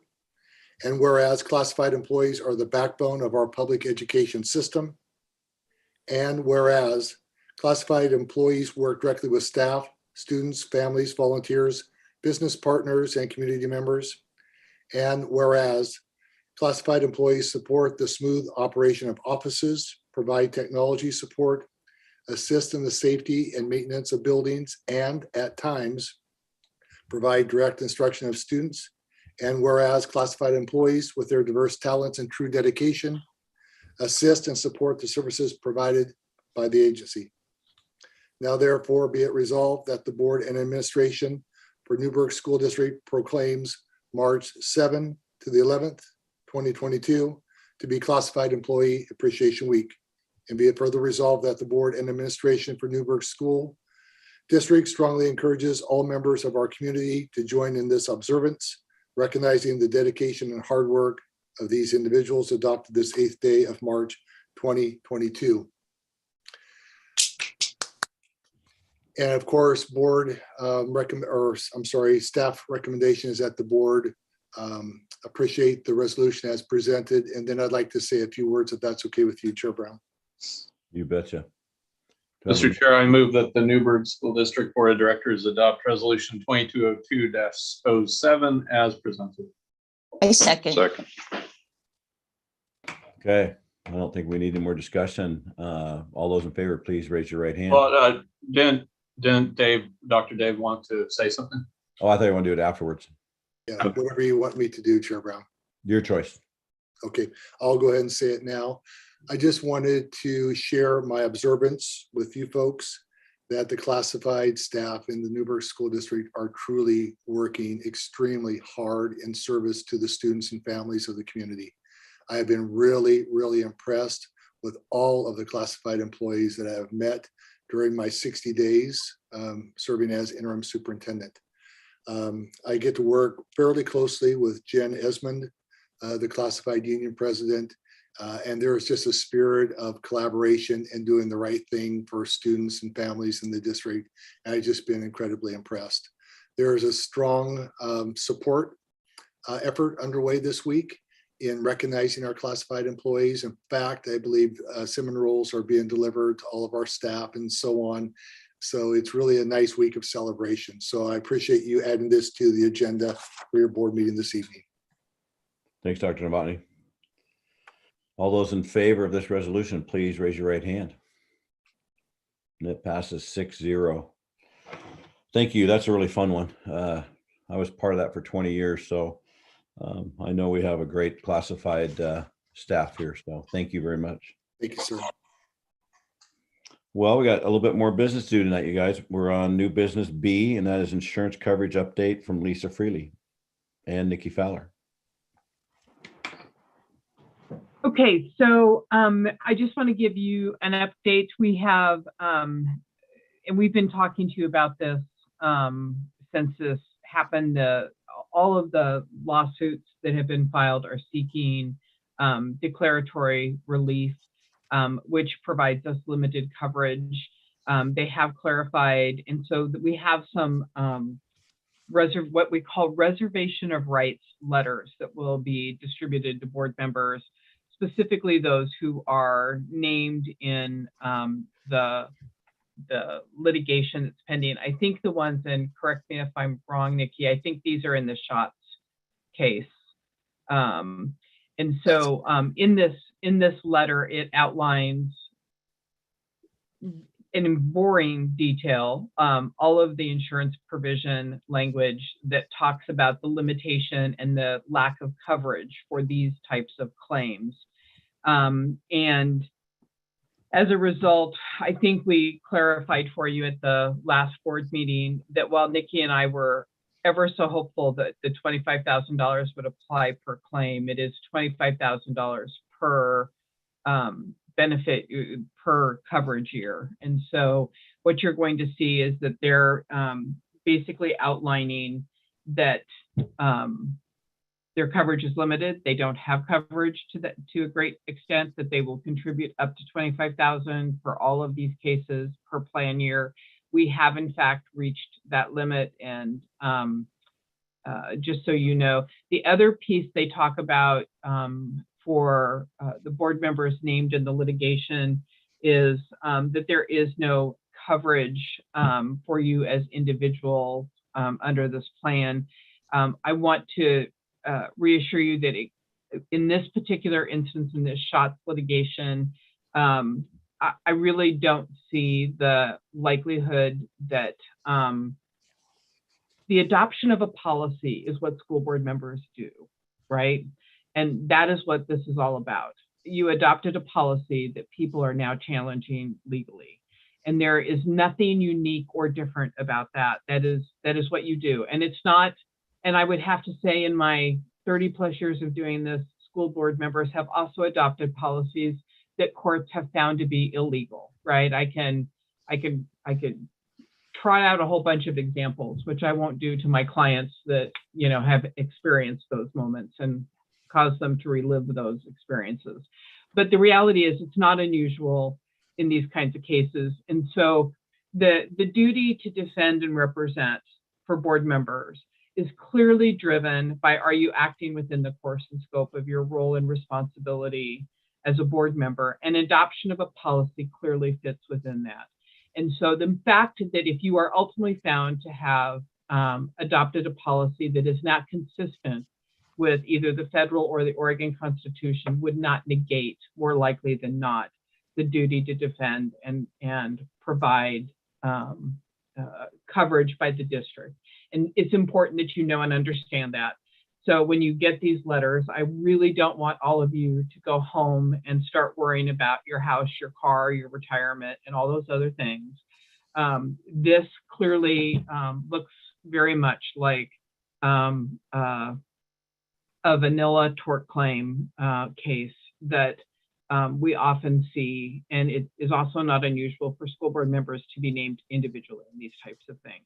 So we'll get all those letters out to you so that you can take a look at them. They're pretty standard. Like I said, they did provide up to the $25,000, and if something were to change, which means if the lawsuits were to evolve into something beyond a declaratory or an equitability, a lawsuit in equity, that there would be the ability for us to go back to PACE and request them to reevaluate the claim and provide additional coverage, which is why they're still reserving the right to accept any other information from us as we go into the future. Any questions or concerns? Good, because I definitely don't want anyone to be worried about it at this point. Okay, thank you, Lisa. Alrighty. So the next part of this is we're back to what we moved from the consent agenda. It's new business, action item C. And Lisa, you want to go on that? Yeah, I will. So I was asked to kind of provide some context for the decisions that you're going to be asked to make tonight. Oregon has an extensive amount of statutory provisions, law, that school boards are required to follow when we speak to the employment of teachers and administrators, the terms under which their contracts exist. So for instance, under Oregon law, teachers have 1 year each when you're probationary. You have 2 years when once you complete your probationary period and you move into a contract status. So by law, you can't make it 5, you can only have 2. Administrators have the same 3-year probationary period. And then by statute, they are defined as 3-year administrative contracts once you clear that probationary period. There are also very clear guidelines and rules that govern us in terms of how we manage those contracts on a go-forward basis. So in other words, there's a March 15th date that everybody talks about in statute, which requires the school district, the school board, to, based on a recommendation from the superintendent, to take action on whether or not to renew if you're a probationary teacher, or extend an administrator, and extend if you are a contract administrator or teacher, right? And if we don't communicate something by the 15th, then the statute basically operates automatically and extends contracts and moves them forward. And contracts by law are pretty much always a rolling type of contract. So in other words, for a teacher, every year you will have to make a decision whether or not to extend it another year. So a teacher will always have a 2-year contract. The other piece for administrators, because theirs is 3 and not 2, there is a requirement that we communicate something to administrators prior to the start of their 2nd year, whether or not that contract is going to be extended. That process of extension, whether it's a teacher or an administrator, is often driven by performance-related data that is collected through evaluation, or behavioral data that is collected over the term of the year. And then that informs the recommendation that the building principal makes to the superintendent, who then makes a recommendation to the school board. Because remember, the only employee you guys are responsible for overseeing is the superintendent. The superintendent is responsible for all the other employees that exist within the workforce, often through a designee, which would be a principal to those individuals. So what happens during this renewal period and extension period is that the administrators will communicate, the building level administrators will communicate with the superintendent and the HR office the extension of those contracts, which will then be the or non-extension, and will be the basis of the recommendation that gets presented to you tonight as you move forward. In most cases, well, in all cases, there's another piece that you have to think about is when we decide to non-extend a contract, that is a process that requires communication from the employer to the employee. So if I normally would have had a 3-year contract and you are wanting to offer me only a 2-year contract, then there is an element of due process that applies to that as a government entity, and the employee would have an opportunity to participate in that conversation and that decision prior to that decision being made. So there is some conversation that takes place prior to a decision to non-extend or to non-renew an employee's contract. So I think it's important to understand that when you are presented with this list, and I know it can feel very overwhelming when you look at it, it truly is a highly structured process that that the administration has had to go through in order to present this list to you. And it is based on, the statutory obligations it has, as well as the data that it's collected over the last 12 months that informs the recommendation that the superintendent gives you as you move forward, right? Because there were some questions as to what process do we use to create this list. And it's not, it's also very important to understand that it is definitely not as flexible as of a process as what we would observe or see in many of our private sector and even many of our public sector jobs, because the legislature has been very active in, and these laws have been around for decades, right? It's not like they're brand new. There were many of you, if I use the word tenure, would recognize that term. Teacher tenure, administrator tenure has been a topic that has been a subject of debate for many, many, many, many, many decades, for as long as I've been in this business, right? And a lot of people will argue we don't have teacher tenure or administrator tenure anymore, but that really isn't a true description of what exists under state law, because there are definite guarantees of contracts that exist to these employees unless you go through a variety of steps in place to change that status. Does that help a little bit, Chair Brown? What other questions might you have that I didn't touch on? No, I think you did a really great job. Dr. Novotny, anything to add to that, or do you want me to go? I actually don't have anything to add to that. I thought it was a great overview. Yeah. Everybody, Dr. Novotny and Lisa and I had a long conversation about this, and it just comes up where with new board members, the public, how everybody views, all the contracts. We've gone through a crazy couple of years here. It was just time to maybe have that kind of presentation to us as a board just before we go ahead and vote on all these contracts. So you kind of know what lane the board's in, what lane the superintendent's in, what lane administrators, teachers, classified are all in. So Lisa, I thought that was really good. Does anybody else have any questions for Lisa on what she just said before we move on into votes? Yeah, I had a quick question, Lisa. So looking on page 4,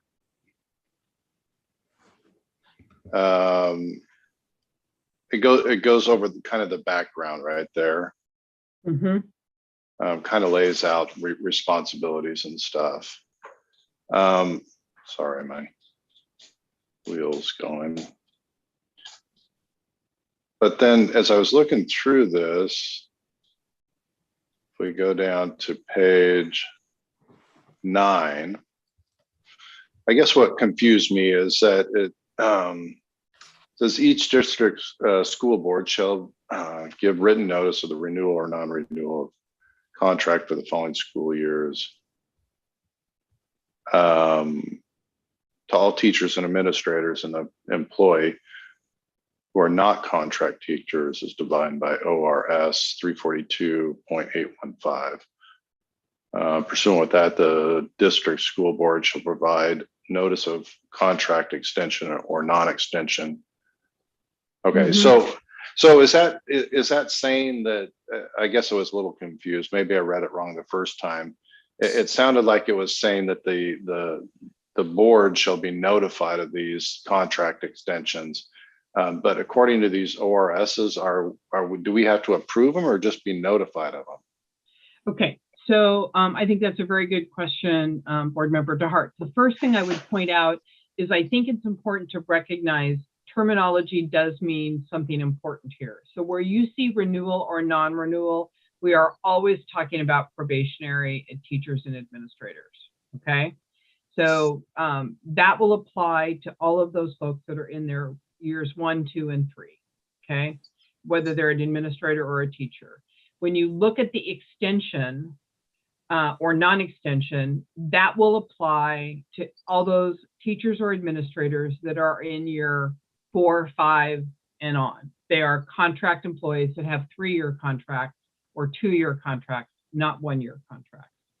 The other thing that is important is that within this structure, and I'm not going to try and explain the legislature, okay?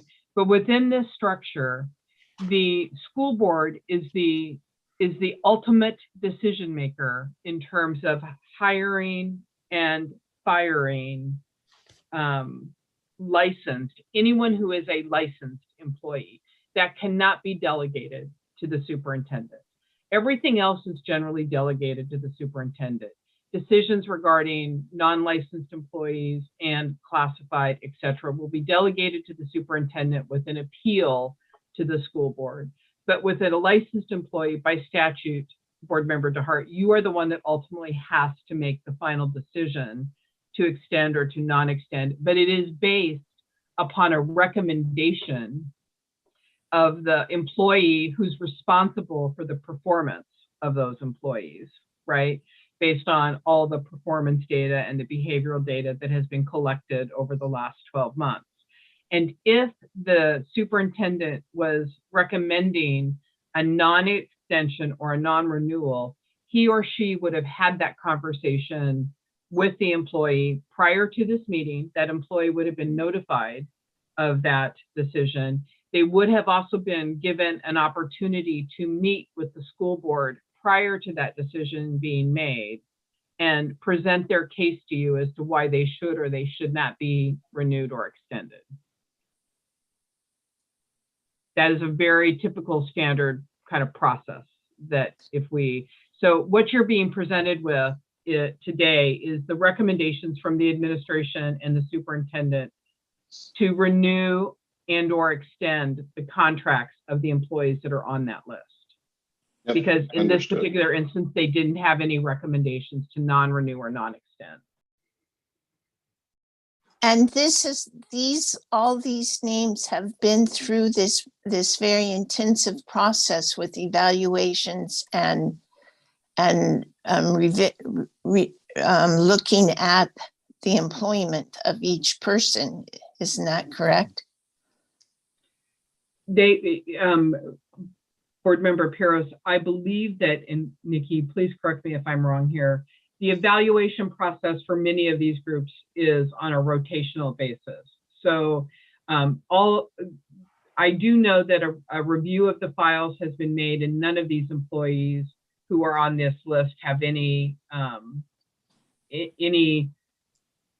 negative or contrary information that would have triggered a recommendation for a non-extension or a non-renewal. But I cannot tell you that every single one of them has been evaluated this year because the cycle varies. Yeah, like for teachers, it's like in every other year, and for administrators, it's every couple of years. So, which is part of the evaluation process that has been adopted for those employee groups. Right, thank you. Okay, good questions. Anybody else? All right, we're going to move on here to Nikki. You might have to help me here a little bit. I'm just looking at my hard copies on this, and it looks like I have page 4 through 8 would be all fall under the one category. Is that true? Correct. Yes, 4 through 8 is moving through your probationary teachers to their initial 2-year contract. Okay. You want me to read that whole on the background on pursuant ORS 342.895, or are we good to go on that? You probably don't need to read it. I'm assuming that it was reviewed beforehand. Right. The motion is at the bottom of page 8 if somebody wants to do that.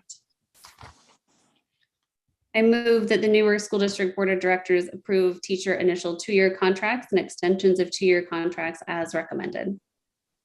I second. Okay.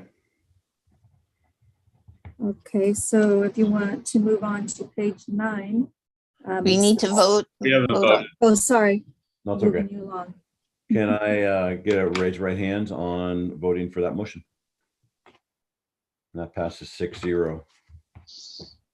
Okay, we're moving on to page 9 now, everybody. Mr. Chair, I don't believe Director Powell voted yes. Oh, I thought you did there. I didn't see that one. I'm sorry. Director Powell, are you voting on that one? No, I will be abstaining. Got it. I have 5 yeses and 1 abstain from Director Powell. Okay, got that. Page number 9. Again, we've already kind of heard Lisa's comment on, explaining the whole process a little bit tonight to catch everybody up on that. So again, you've had time to read this one. This is coming down to pursuant 342.513. And I would look for a motion. I move that the Newburgh School District Board of Directors approve probationary administrator contracts and extensions of 3-year contracts listed above as recommended. I second. All right. All those in favor, please raise your right hand. And I have 5 there. Director Powell, are you abstaining? I'm abstaining. Dave. Yes, I'm abstaining. I'm missing you guys on there. I'm gonna try to get my camera up there so I can catch all you guys. Sorry about that. So who voted yes on that? So we have 4 yeses and Powell and Shannon abstaining. Is that correct? Correct. Okay, motion passes 4-0. Okay, page number 10 and 11. This is pursuant to ORS 342.513. Move that the Newburgh School District Board of Directors approve teacher 1st, 2nd, and 3rd-year probationary contracts as recommended. I second. Yeah, I'm just gonna go for ayes this time because I don't have everybody's camera there. So those in favor, Rebecca Pyros. Can you give me a yes or no? Yes. Director DeHart. Aye. Director Penner. Aye. Director Powell. I'm abstaining. Director Shannon. Aye. Director Brown is an aye. Votes 5-0 with 1 abstain. There. Okay. Number 12, pursuant of ORS 342.513. Again, entertain a motion. Move that the Newburgh District Board of Directors approve the non-renewal of temporary contracts and temporary assignment contracts for the 2022-23 school year as presented. I second. Okay, I'm gonna go around again. Director Shannon. Aye. Director Powell. Aye. Director Penner. Aye. Director Pyros. Aye. Director DeHart. Aye. Director Brown is an aye. That is 6-0. That passes. And the last one comes to pursuant ORS 342.513. We have somebody make a motion there. I'll move that the Newburgh School District Board of Directors approve non-renewal of temporary contract administrators for the 2022-23 school year as presented. I second.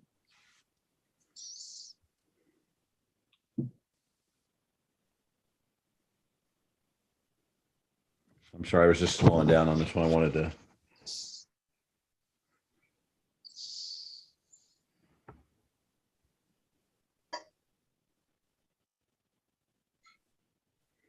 Nikki Fowler, can you tell me who on this particular administrator, what school they're in? That is at Mountain View Middle School. So that's the same person we had call in and give high recommendations to this administrator earlier when we had public comments.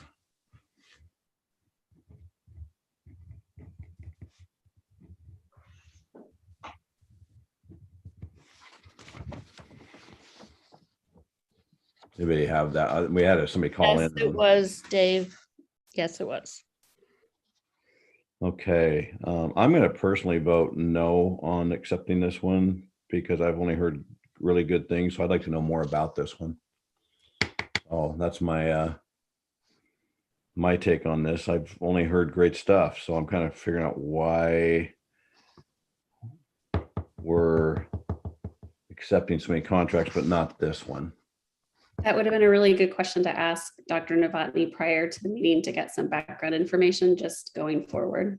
No, it would have, but that name triggered my, I understand it, Brandy, point well taken, but still this person, I've only heard from several people and then tonight again. So I guess I would like, personally, I'm gonna vote no. I want to hear more about this one. So I'm gonna probably go I can share a little bit more, I suppose, on this.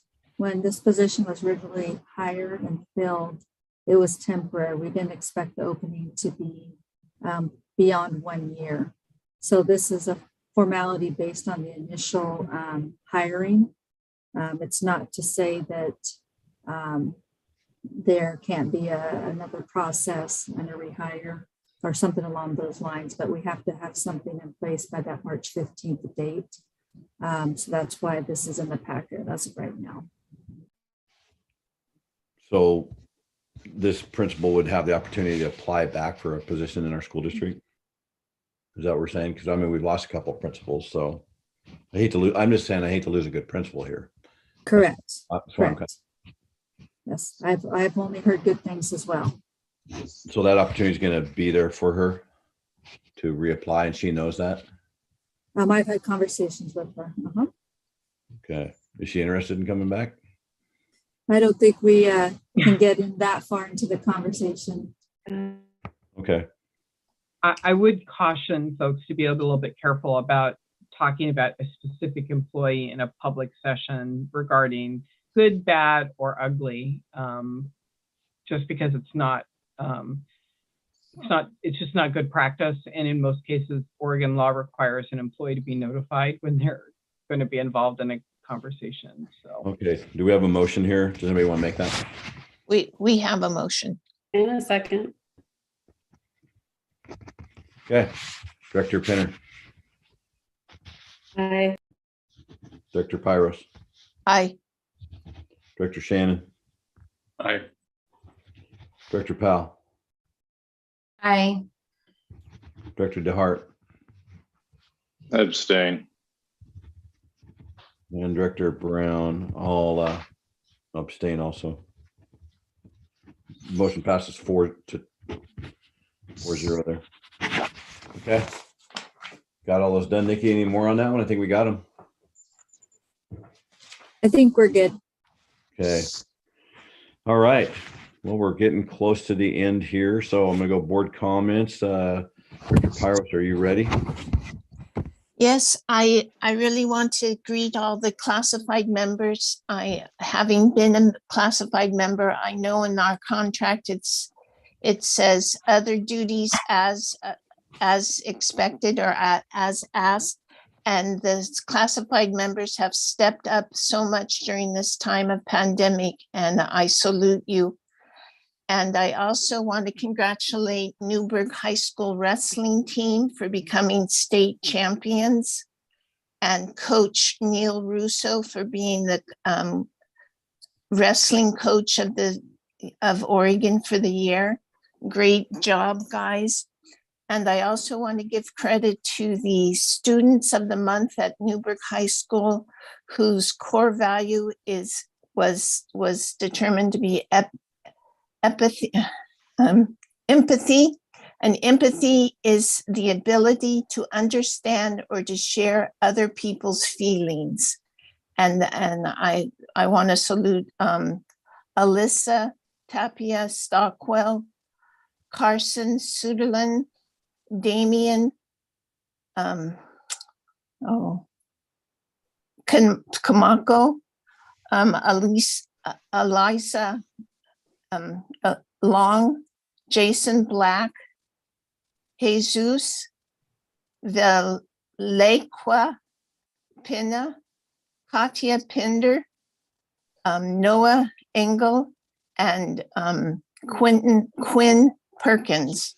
I apologize if I said your name wrong, but I salute you too. And I also want to shout out to Tabitha Rini, who's an administrative assistant at Newburgh High School, as well as Ashley Lindsay, who is the special ed teacher at Newburgh High School. And I want to give the shout out to all the students who filled out the survey. It was wonderful to hear your voice. Your voices do matter. We listen to them. I especially enjoyed the comment about the school board should take equality or equity training. I think we have a lot to learn from our students, and I thank you very, very much. And could I call out to Brandy Pinner? She's going to read out the names for the Mountain View Students of the Month.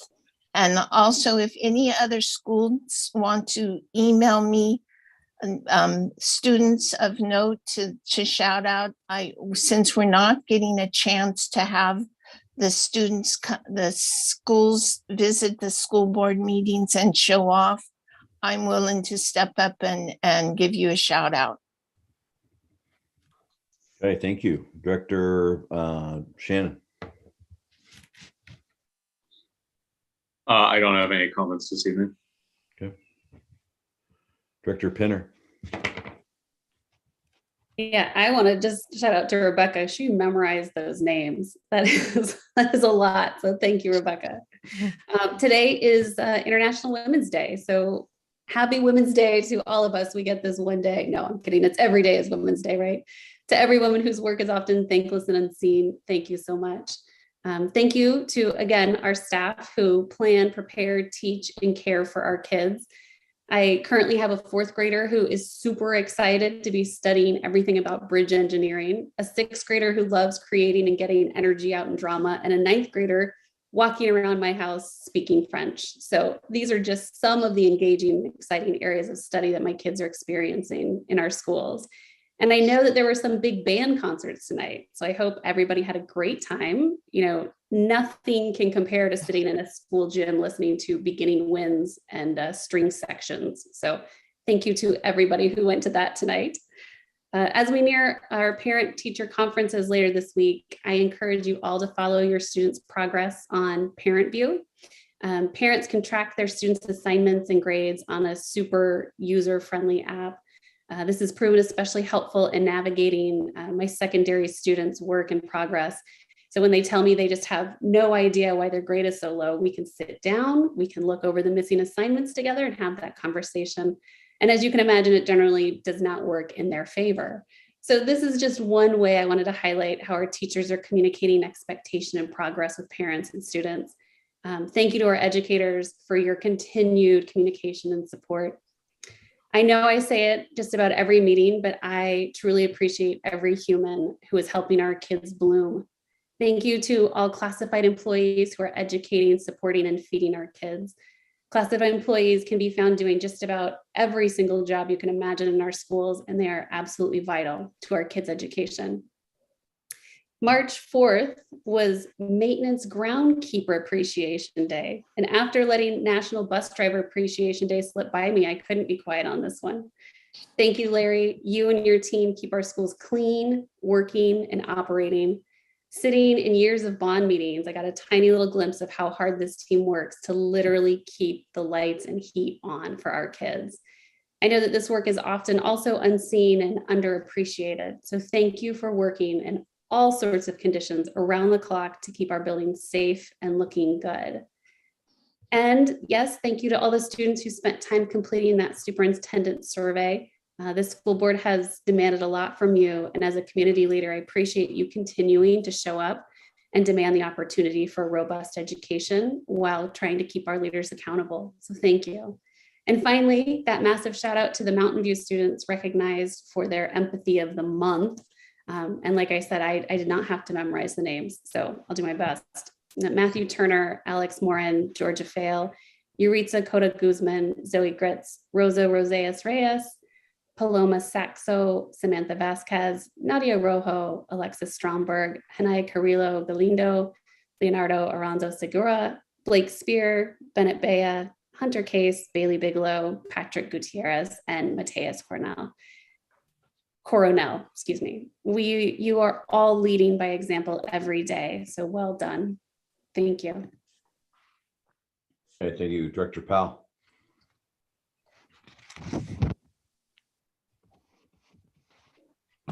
Yes, I would like to thank everybody that wrote in and had their voices heard. It really does matter. I would also like to appreciate everybody that is working so hard, especially Dr. Novotny, in keeping things working and addressing some of the issues at hand. I realize that this must not be very easy, so thank you so much. Plus, I would like to acknowledge the students that responded to the survey with the hiring of the new superintendent. And I did read through all the comments, and I appreciate the mature and appropriate responses. However, I felt that the students that used vulgar language, their comments should have been discarded from the survey. If you want to be treated with respect, you need to be respectful. Let's try and treat others as you would like to be treated. Thank you. And